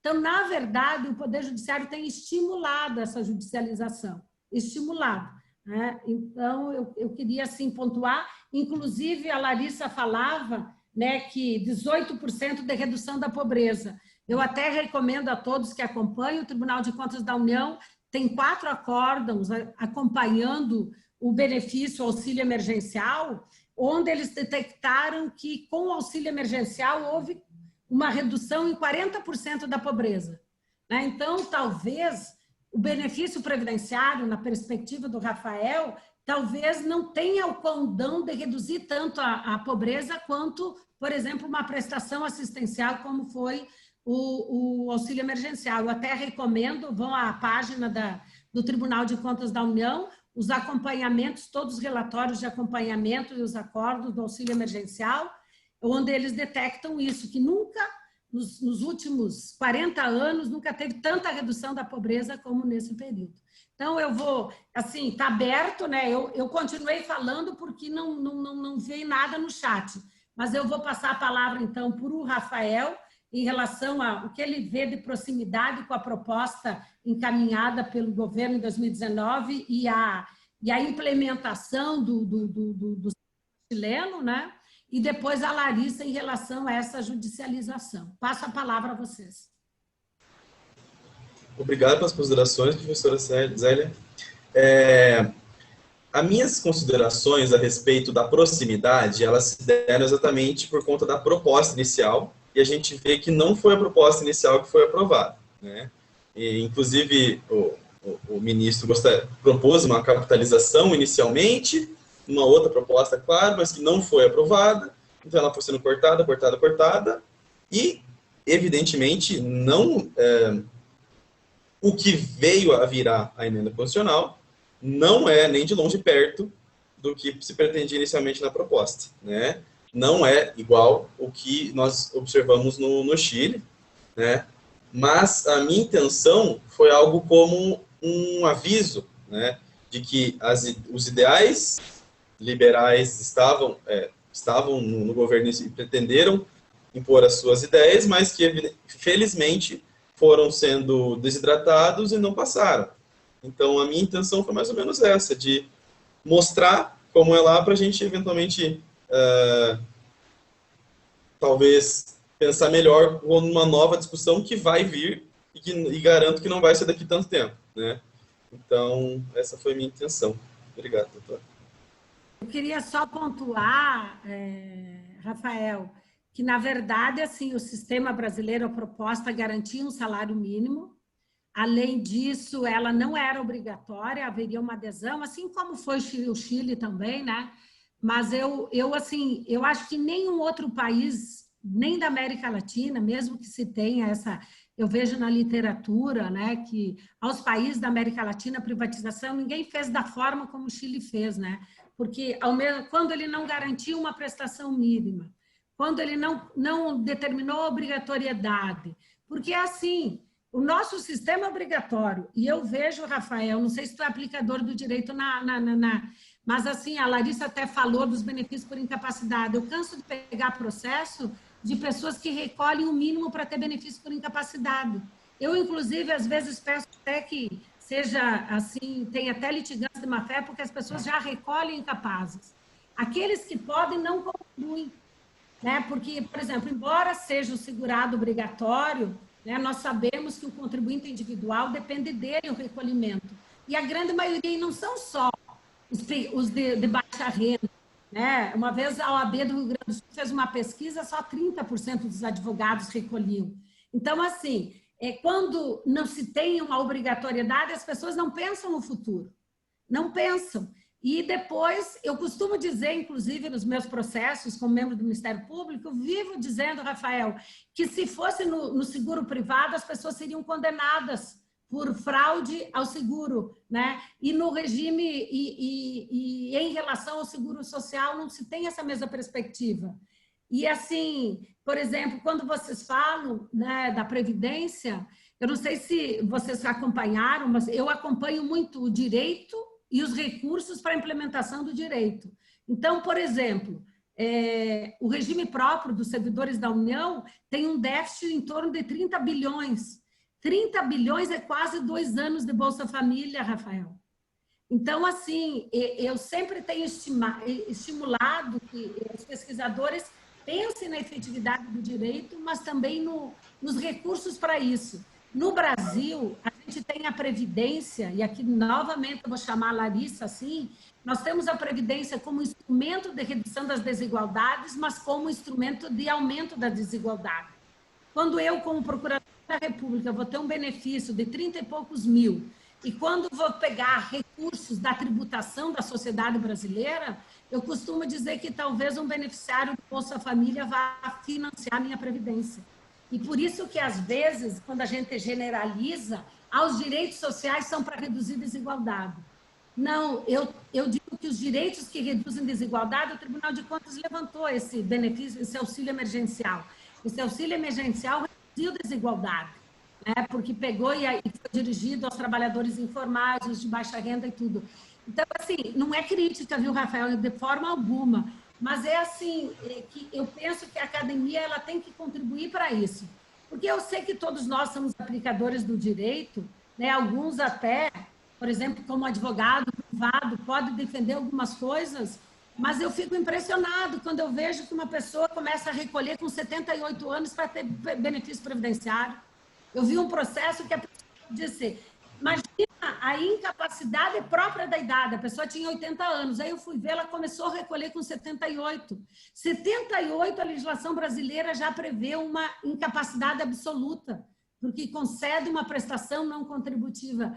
Então, eu sempre tenho, assim, estimulado essa perspectiva do direito e do dever. Eu falei há pouco do auxílio emergencial, eu até vou mandar, se vocês entrarem, está na TV Senado, né, um dos auditores externos do Tribunal de Contas da União, que era o chefe da CSEX Previdência, hoje ele está coordenando a parte econômica do Tribunal de Contas, ele traz toda essa discussão e ele disse que teve 120 milhões de pessoas que requereram o auxílio emergencial.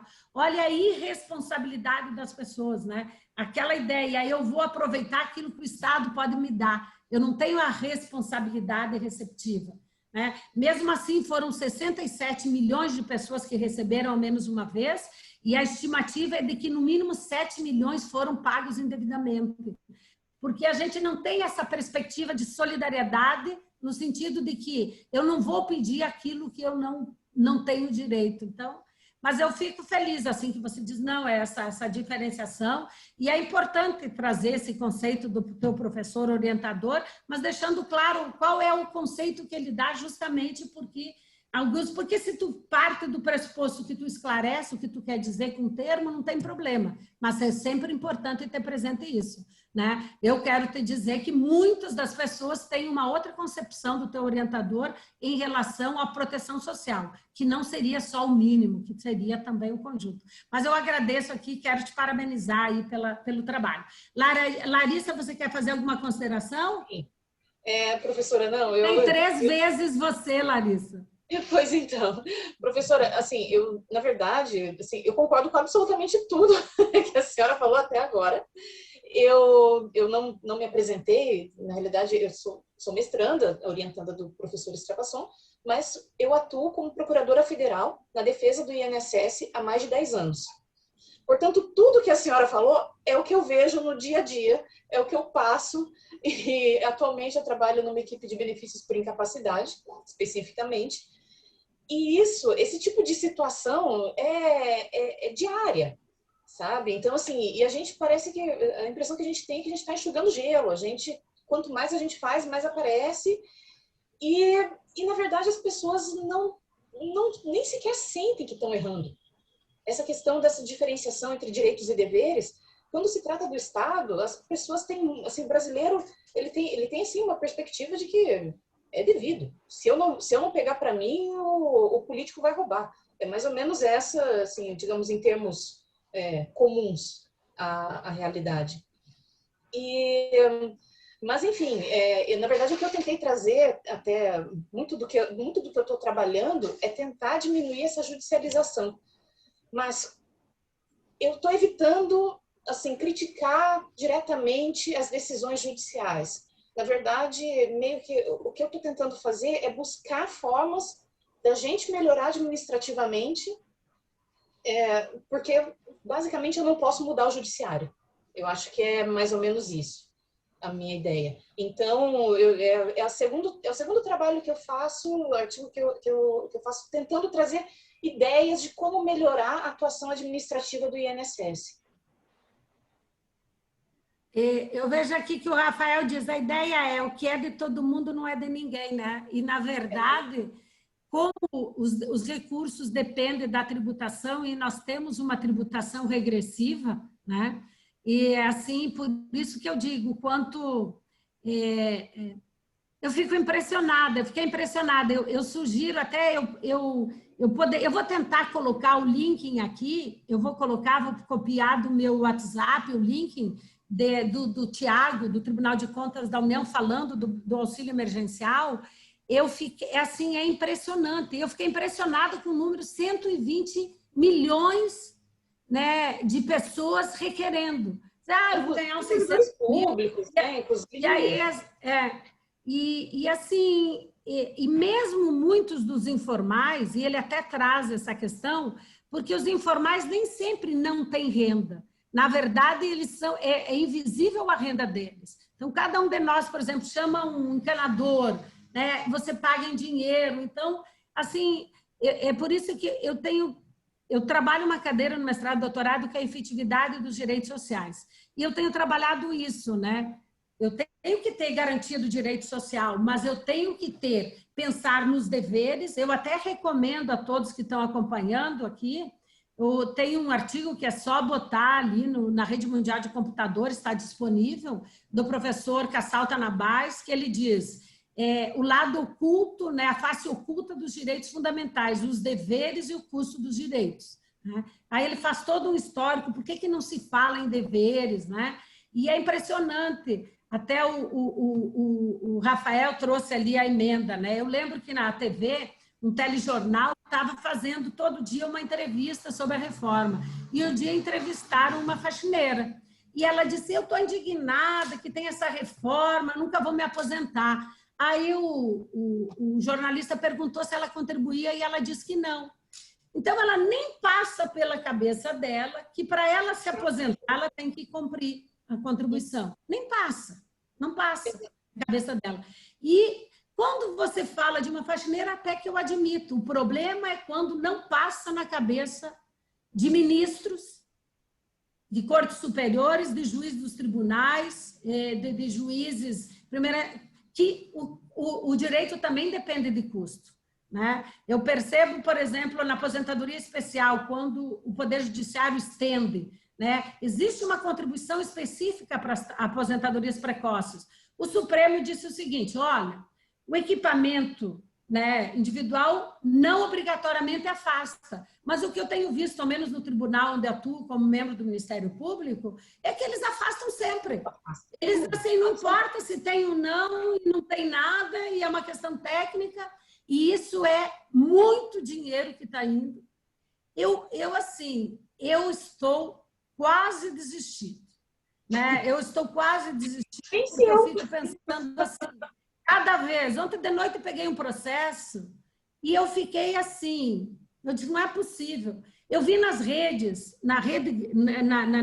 sociais, advogados fazendo a propaganda de que tem que desprezar as contribuições, recolher no teto para ter benefício no teto, né? Pessoas que a Constituição diz que você tem o dever, né, essencial à justiça. Que justiça? Mas essa pessoa, por exemplo, essas pessoas que começam a contribuir depois dos 70 anos, não saiu da cabeça delas isso. Elas foram instruídas. Elas foram ensinadas por pessoas que conhecem. Só que assim, então as pessoas que conhecem como burlar o sistema, né? É essa o grande mote de boa parte aí de, enfim, é por isso que assim, por isso que eu sempre chamo a atenção dos alunos assim, nem sempre direito social reduz desigualdade, nem sempre. No Brasil, o que tem preponderado são os direitos sociais de corporações. A Previdência é um direito de corporação, porque é dirigida aos trabalhadores e seus dependentes. Vejam vocês que a saúde, no sistema que o Carlos apresentava, né, o sistema de seguridade social, né, nós vemos, vamos pegar de 2018 para cá. 2018, dados do relatório resumido de execução orçamentária, 599 bilhões só para o regime geral, sem botar regime dos servidores, sem o seguro-desemprego, que também é previdência. Saúde, 120 bilhões. Assistência social, 90 bilhões. Então, o dinheiro que é dirigido aos mais vulneráveis na assistência, nem 100 bilhões. Imaginem só, eu comentei há pouco a diferença do regime próprio da União, aquilo que os servidores contribuem e a União contribui, a diferença que teve em 2018, 33 bilhões, contribuições do servidor, 11 bilhões e 20 e poucos bilhões da União. O gasto só do civil, 84 bilhões. Então, 51 bilhões, quem pagou foi o contribuinte brasileiro. E aí, se vocês me disserem que previdência é para reduzir desigualdade, eu pergunto, que previdência? De que benefício?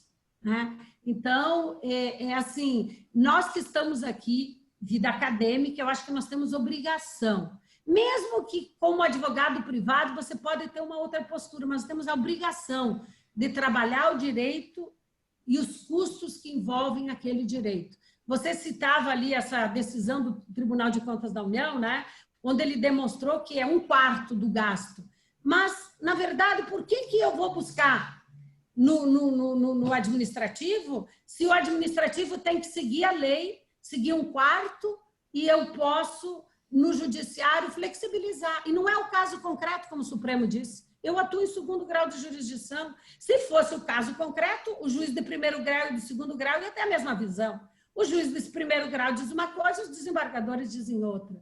Né? Então, assim, eu sempre digo, se a política pública não é adequada, mudemos a política pública.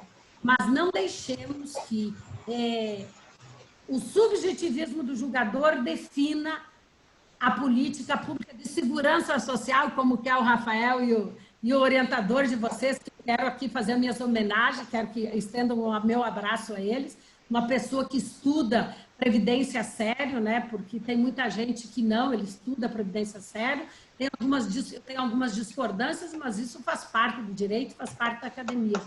Mas, assim, nós temos obrigação de traçar essas questões. E aqui, eu vou repetir aqui, eu quero que vocês busquem a decisão do STJ sobre a extensão dos 25%.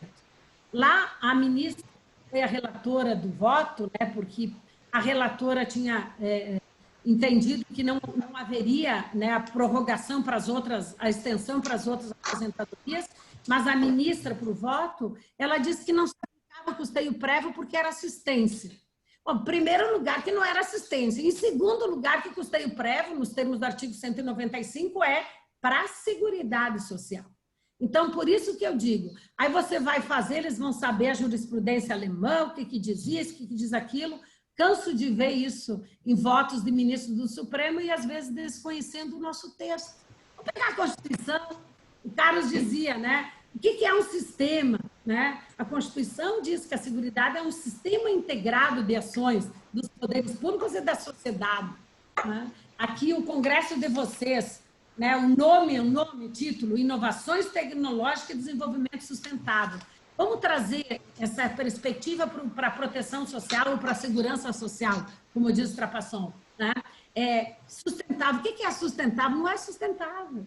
Eu fiquei ontem assim, um monte de gente me ligou, o que vão fazer e tal? Eu digo, eu estou cantando essa bola de que uma hora o legislativo ia ficar indignado porque eles não vão ter liberdade nenhuma. Eles só vão ter que carimbar. Bom, previdência, despesa obrigatória, tanto, cresce toda vez mais e cresce assim.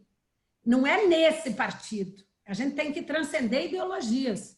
Transcender. Um orientando meu fez um artigo, eu dei umas corrigidas e vai ser publicado agora, onde a gente demonstra que desde 2002, né, tenha sido apontado um déficit. E aí a gente bota quem era o presidente? Fernando Henrique, depois em 2006, Lula, depois Dilma, depois Temer, depois Bolsonaro. Todo mundo sabia do crescente gastos, né? Então, não é esse ou aquele governo. Por isso que eu digo, às vezes, a discussão da segurança social, usando a terminologia do Trapasson, ela permeia muito o discurso ideológico, né? E, então, independente de governos, eu chamo a atenção e eu fiquei impressionada aqui que vocês trouxeram dados, isso é importante. Trazer dados, falar sobre os dados. Fala, Rafael. Doutora, gostaria de fazer um apontamento, uma correção também na minha fala. Parece que deu a entender na minha fala que eu critiquei a emenda constitucional como ela foi feita, em sua totalidade. Não, eu não vi assim, não, viu? Só para... Ah, tá. Eu pretendi, no meu texto, principalmente tratar do RGPS, justamente porque como eu posso fazer algum tipo de comparação com o modelo chileno, mas eu gostaria de expressar a minha opinião sobre a emenda constitucional, como ela foi feita, efetivamente foi feita, que como sendo positiva, muito positiva, muito por conta da reforma aplicada ao regime próprio. É uma opinião que o professor Strapasson bate sempre, que é a aposentadoria para os cidadãos os cidadãos próprios, como ele costuma dizer, e para os cidadãos em geral. Então, ela pega muito mais os cidadãos próprios, digamos assim, que existe uma diferenciação que não se sabe por quê, que é feita essa diferenciação, que ela, de fato, ela propaga mais desigualdade social do que ela reduz do jeito como era, né? E já vem de várias reformas que visam diminuir um pouco essa situação, né? Então, posicionar de modo que a minha opinião e a do professor Passon a respeito da emenda constitucional, ela foi assertiva a respeito do regime próprio, com certeza, e no regime geral também foi, porque você tem que ter uma responsabilidade fiscal. E o professor Trapasson, ele tem vários e vários dados sobre o déficit e tudo mais, que são muito interessantes, que mostram que a reforma ela foi assertiva, ela deveria acontecer. E, assim, agora, os métodos e tudo mais, isso só é outra discussão. Mas, enfim, esse é o apontamento que eu gostaria de fazer. Obrigada, viu? Eu queria ver aqui o Carlos, o Cláudio. Vocês têm alguma colocação? Porque eu tô assim, eu vou dizer que eu tenho... Oi, professora. Tudo bem? Eu tenho, assim, centralizado a conversa. Então, eu vou abrir para o Cláudio, para o Carlos, para o Clayton. Então, tá com a palavra, Cláudio. Eu queria ouvir do Carlos um pouquinho sobre o fato de ele apresentou os dados ali que, inicialmente, no plano Beveridge, ele tinha como intuito proteger mais os empregados e que, atualmente, o número de trabalhadores é maior que o número de empregados, né? Isso é até um dos efeitos da quarta revolução industrial, onde se diz que vai haver trabalhos e não empregos, né? As pessoas vão exercer microtarefas. Só que, por outro lado, as decisões judiciais que a gente tem visto aí, em especial no caso do Uber, né, e trabalhadores de aplicativo no mundo afora, os países estão reconhecendo o vínculo de emprego desses trabalhadores, né? E aqui no Brasil ainda o TST tem sido bem contrário a esse posicionamento, né? Tem negado o reconhecimento do vínculo de emprego desses trabalhadores. E aí eu queria ouvir dele um pouquinho sobre isso, né? Se ele entende assim que o ordenamento jurídico brasileiro, e aí o ordenamento jurídico brasileiro ele deve se adequar talvez assim ao que os estudiosos da quarta revolução industrial estão prevendo, né? Tendo uma proteção a esses trabalhadores, né? Porque o que se defende até é que aí nós teríamos que ter uma terceira via, né? Reconhecer alguns direitos do artigo 7º da Constituição a esses trabalhadores autônomos, ou se ficar nessa disputa de é empregado ou não é empregado. Até para gerar... Eu vou passar a palavra para o Carlos, né, chamando a atenção que a Inglaterra, ao mesmo, reconheceu uma terceira via, não é vínculo de emprego, né? Sim. Alguns uma direitos. expressão diferente, né? Então, só para... Carlos está com a palavra. Depois eu queria, se sobrar um tempinho, quero também, porque eu já escrevi bastante sobre essa temática. Aí, Carlos, está com a palavra. Eu queria só... o Cláudio, antes de eu comentar isso, eu acho que é um ponto de interrogação ainda, só queria voltar um pouquinho em relação àquilo que a professora Zélia, a Larissa e o Rafael estavam comentando. Eu mandei um WhatsApp para a professora, que a gente está conversando, a gente tem pesquisado muito sobre isso, e eu falo, sinceramente, comecei a exposição dizendo que eu ainda não tenho um ponto fechado. A professora Zélia mesmo já escreveu um artigo sobre renda mínima, uma sugestão de alteração do sistema, e eu ainda não sei qual que é o que vai acontecer, porque o Cláudio, esse novo mundo que eu estava escutando a sua exposição, Cláudio, aí eu estava falando, nossa, se a gente escutasse uma exposição dessa há 5 anos atrás, a gente não conseguiria, a gente acharia que era coisa de louco. E hoje é uma realidade, e uma realidade que a gente sabe que está muito próxima, né? Então, isso, o desenvolvimento tecnológico está revolucionando tudo, né? Não é só a questão da proteção social, mas tudo. E eu sempre tenho, dentro desse trabalho aí no pós-doutorado, pensado muito nisso. Eu sinceramente, professora Zélia, eu acho, até o artigo que eu vou mandar para a senhora avaliar, o artigo que eu escrevo é justamente me questionando, Cláudio, se de fato a nossa previdência social, a nossa seguridade social, a seguridade social que a professora Zélia e o Rafael estavam discutindo até conceitualmente, se de fato a nossa seguridade social ela é beveridiana, que eu tenho caminhado muito na ideia de que ela não seja.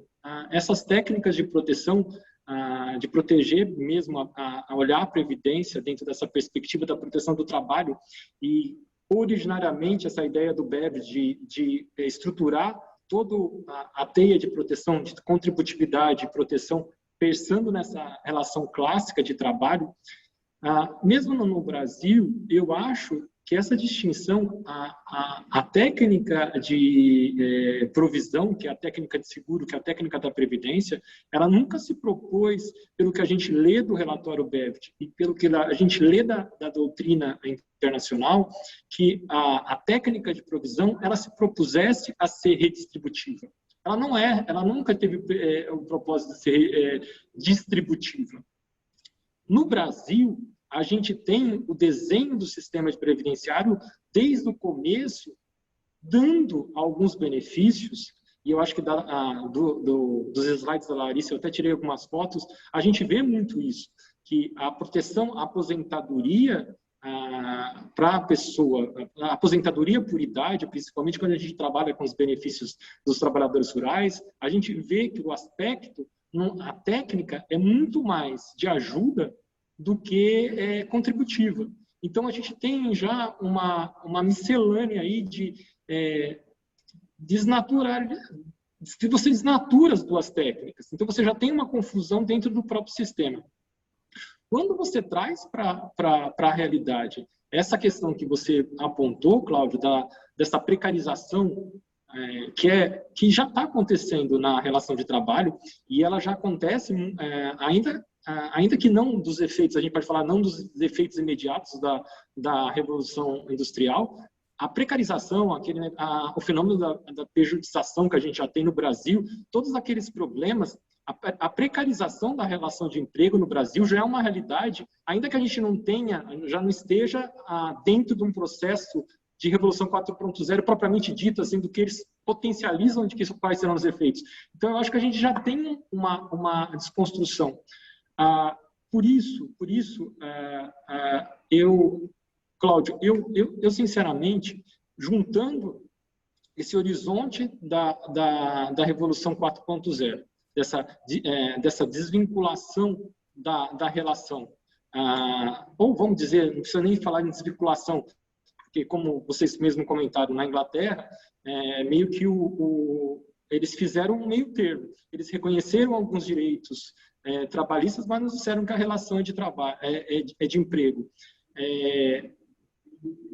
Dentro dessa perspectiva, em que a gente vai ter esse jogo sempre existente entre se protege e não protege, e se protege, o que protege, eu penso, em termos de proteção social, Cláudio, que se a proteção social ela parte de um pressuposto de que a gente tem que alcançar a igualdade material, se o cobertor é curto, a gente primeiro precisa cobrir quem mais precisa, eu acho que a tendência é muito maior a gente trabalhar com uma ideia de um sistema mais assistencial como porta de entrada do que um sistema previdenciário como a gente tem hoje, inclusive para proteger o trabalhador. Porque o trabalhador, Cláudio, você concorda que dentro dessa perspectiva da Revolução 4.0, a gente vai ter cada vez mais dificuldade de ter relações de trabalho, não falo nem relações de emprego, mas relações de trabalho estáveis, contínuas, assim, que não se colocam de forma esporádicas ou intercaladas. Então, para a gente conseguir proteger mesmo a pessoa, talvez você tenha que olhar mais dentro dessa perspectiva que todo mundo vai precisar de da técnica da ajuda, porque todo mundo vai ter que ter uma proteção mínima, e o que vem acima disso, aí a gente trabalha de uma forma mais voluntária com cada cidadão. Eu não sei, eu confesso que eu ainda não sei o que vai ser melhor em termos de proteção, viu, Cláudio? Eu não sei, e aí eu devolvo a pergunta para você também. E qual a sua opinião? Na verdade, assim, até onde a gente tem pesquisado, aí entra aquela questão da tributação dessas empresas de tecnologia para garantir uma renda básica universal para aquelas pessoas que não conseguem trabalhar, né? Porque a grande questão dessas novas tecnologias é que, primeiro, o trabalhador ele tem que estar constantemente estudando e se adequando às mudanças, né, de trabalho, e nem todo mundo vai conseguir acompanhar essas mudanças tecnológicas, né? Então, aí nós vamos... isso, assim, o que dizem é em termos de curto prazo, né? Muitas pessoas vão ficar desempregadas, mas não necessariamente porque vai faltar emprego, né? Vai ter trabalho, né? Melhor dizendo, vai ter trabalho, mas os profissionais não vão estar capacitados para essas novas relações, né? Então, o que a gente tem estudado, assim, é que teria que ter uma renda básica universal para essas pessoas, né? A própria função dos sindicatos deveria mudar um pouquinho, né? De eles estarem preocupados com essa qualificação dos trabalhadores, para eles por exemplo, né, o sindicato dos motoristas de ônibus e cobradores, né, que a gente vê aí que no futuro próximo essa profissão vai acabar, né, vamos ter carros autônomos, né, em outros países já nem existe mais a figura do cobrador, então o sindicato tem que estar atento a essa mudança e qualificar esses profissionais até para eles trabalharem em outras áreas, né, então é isso, assim, que... Na verdade, sabe o que eu queria botar a colher, porque o que acontece? Quando o Beveridge propôs aquilo, porque ele manteve, tem gente que diz, uma coisa é o seguro social, outra coisa é a perspectiva beveridiana. Na verdade, o Beveridge manteve o seguro social, tornou obrigatório, tinha contribuição. Só que como a maioria tinha vínculo empregatício, além do que recebe a remuneração, tinha aquele que remunera. Quando você não tem a relação de emprego, você vai ter muito mais a contribuição só do trabalhador. Aí tem países, né, eu já vi vários portugueses dizendo, não, poderia ter como forma de financiamento uma tributação sobre o faturamento, como nós temos hoje aqui. Porque, na verdade, quando você tem 200 bilhões dos 600 bilhões que são pagos com contribuição sobre o faturamento e sobre o lucro, você já tem aquilo que outros países estão defendendo. A discussão o que é? Imagina que eu vou comprar essa xícara. Eu comprei essa xícara e eu vou pagar uma série de tributos, dentre as quais a COFINS, o lucro. Então, eu que não tenho proteção previdenciária, não vou ter aposentadoria, aquela faxineira que não recolhe, ela está contribuindo para aquele que tem. Então, o que eu digo? Quando eu pego tributação de toda a sociedade, se eu for proteger alguns, tem que ser os mais vulneráveis. Agora, quando eu pego a tributação de todos para dar para aqueles que não são os mais vulneráveis, vamos imaginar assim, né? Porque quando a gente fala em ter, se não um mínimo e o resto ir para uma previdência complementar, um outro sistema, ou pegar mesmo, né, o que o Banco Mundial, o que a própria OIT fala dos pilares, né, mesmo quando eu pego e pague ali 6.400, que é o teto, mas eu tenho que pegar tributos de todos para pagar o cara que ganha 6.400, eu estou fazendo uma solidariedade às avessas, porque é justificável, Paulo Bonavides diz, né, é justificável que eu pego recursos de todos, a solidariedade de todos para dar para os mais vulneráveis. Mas hoje a gente não está fazendo isso. O Cláudio, eu vi o que o Cláudio fala na Espanha, não só na Espanha, em vários países que eles falam, né, do economicamente dependente, né? O problema é que quando a gente pensa nas plataformas, Cláudio, a gente só pensa no Uber, né, na multinacional Uber, mas a gente tem essas plataformas de fundo de quintal. Pega o Guri ali no Rio Grande do Sul, né? É o Guri, né? Aquele carona, eu acho, né? Tem o Uber, tá. Então, assim, na verdade, hoje você não tem as plataformas só de multinacionais, né? Então, é uma realidade que a gente tem que se debruçar. A academia, eventos como esse são essenciais e a gente tem que pensar transcendendo a qualquer estereótipo, a qualquer preconceito, né? A gente não pode ficar nas caixinhas que, às vezes, defesas ideológicas ou de partidos políticos têm. Nós temos que transcender isso, né? Ter essa perspectiva, ver como o Trapação fala, né? Trapação, ver os recursos, ver toda essa discussão assim. Agora nós faltamos 6 minutos para encerrar. Então, eu já peço que a moderadora faça as considerações finais em relação ao painel, um apanhado geral, né? As suas considerações em relação a tudo que ocorreu no painel e já encerra o painel. Exatamente isso que eu estava fazendo. As minhas considerações são essas, né? A perspectiva de que nós temos que nos debruçar para isso é uma coisa urgente, né? E eu queria perguntar para cada um de vocês se tem mais alguma complementação, porque nós vamos encerrar, porque na verdade aqui 5 minutos já vão ir para o encerramento do evento. Eu não sei se vocês viram, eu coloquei o link aí da entrevista, né? Ele era Sissex Previdência, quando teve esse acompanhamento aí do auxílio emergencial. Hoje ele está chefiando o setor do Tribunal de Contas que vê essas questões econômicas mais gerais. É muito interessante essa entrevista, é meia hora de entrevista para a TV Senado, está ali. eu quero convidar todos para nós nos debruçarmos assim, e eu gostei assim de todos, né? Essa perspectiva, o que a academia pode contribuir? O que pode? E Larissa, a gente não tem que ter receio, não. Com respeito, com urbanidade, pode criticar sim, porque a gente está se encaminhando para uma juristocracia, quando a nossa Constituição diz que o Brasil é um Estado democrático de direito.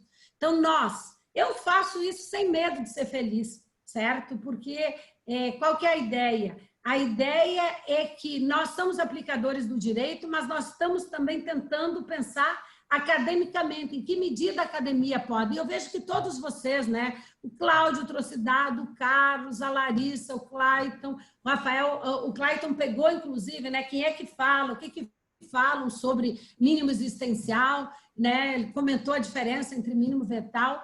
Eu quero parabenizar cada um de vocês, o Cláudio, o Carlos, a Larissa, o Rafael e o Clayton, né? E eu tenho certeza que todos nós saímos assim, acrescidos aqui, né? Às vezes até repensando alguma coisa, o próprio Carlos disse, eu tenho dúvida do que fazer. E é isso que os grupos de pesquisa, quando a gente debruçar, pode ser que daqui a um tempo a gente vai dizer, eu mesmo, quando escrevi, eu e o professor André, aquele artigo que foi publicado na Unicuritiba, a gente falou em renda universal. Eu acho que hoje, inclusive pela escassez de recursos, tem que ser seletiva e não universal.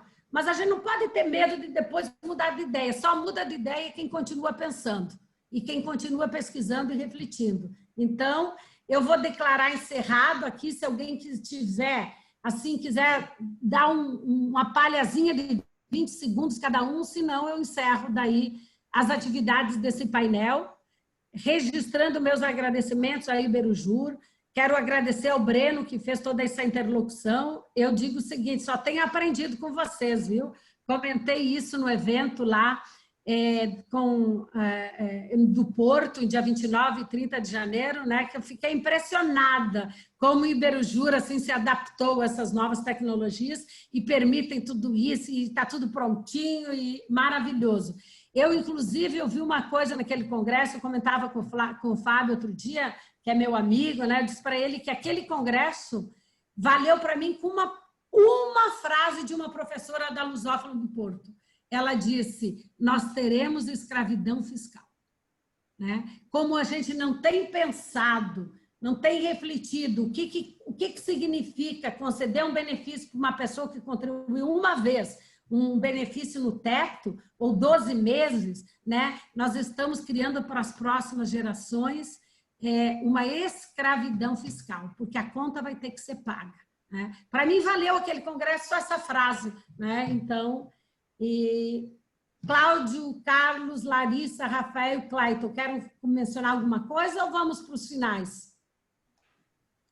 Só agradecer, professora, a todos os palestrantes, aí, a senhora e o Iberujur, pelo excelente evento. Foi uma tarde de muito aprendizado aqui. Não, sem dúvida alguma, Cláudio, todos nós aprendemos, né? Eu fiquei pensando quando você falava, né, sobre isso daí, né? E a gente via toda essa evolução e, por outro lado, há um ano a gente tem que estar em casa ou com máscara, né, para evitar aí o contágio. Muitos de nós já fomos contagiados, né, com esse coronavírus, que quem de nós pensava, né, há 2 anos atrás que íamos passar por isso. Então, é um aprendizado para todos nós, para todos nós. A gente tem que ter abertura. Né? Eu digo, quando a gente se propõe a apresentar um trabalho, quando propõe a coordenar, uma abertura em relação a essa temática. Quero parabenizar mais uma vez a Universidade Positivo. Uma pena que a gente não está ali, né? Seria maravilhoso estar em Curitiba, maravilhoso, uma cidade acolhedora, né? E quero, então, agradecer então, à Universidade por esse acolhimento e ao Iberujur por essa oportunidade de eu coordenar essa temática num congresso que tem tudo a ver, né? Quando a gente pensa que a inovação tecnológica é uma realidade, mas a gente tem que pensar em desenvolvimento sustentável, não só em termos ambientais, mas também em termos de proteção social, para que a gente não tenha aquilo que a professora portuguesa, né, a Maria do Rosário Anjo falou, escravidão fiscal para gerações futuras. Meu muito obrigada a cada um de vocês, a cada um dos que participaram, ao Breno e o Fabiano que nos auxiliaram ali, e vamos todos, então, para a sessão de fechamento, de clausura, né? Como dizem lá os europeus, né?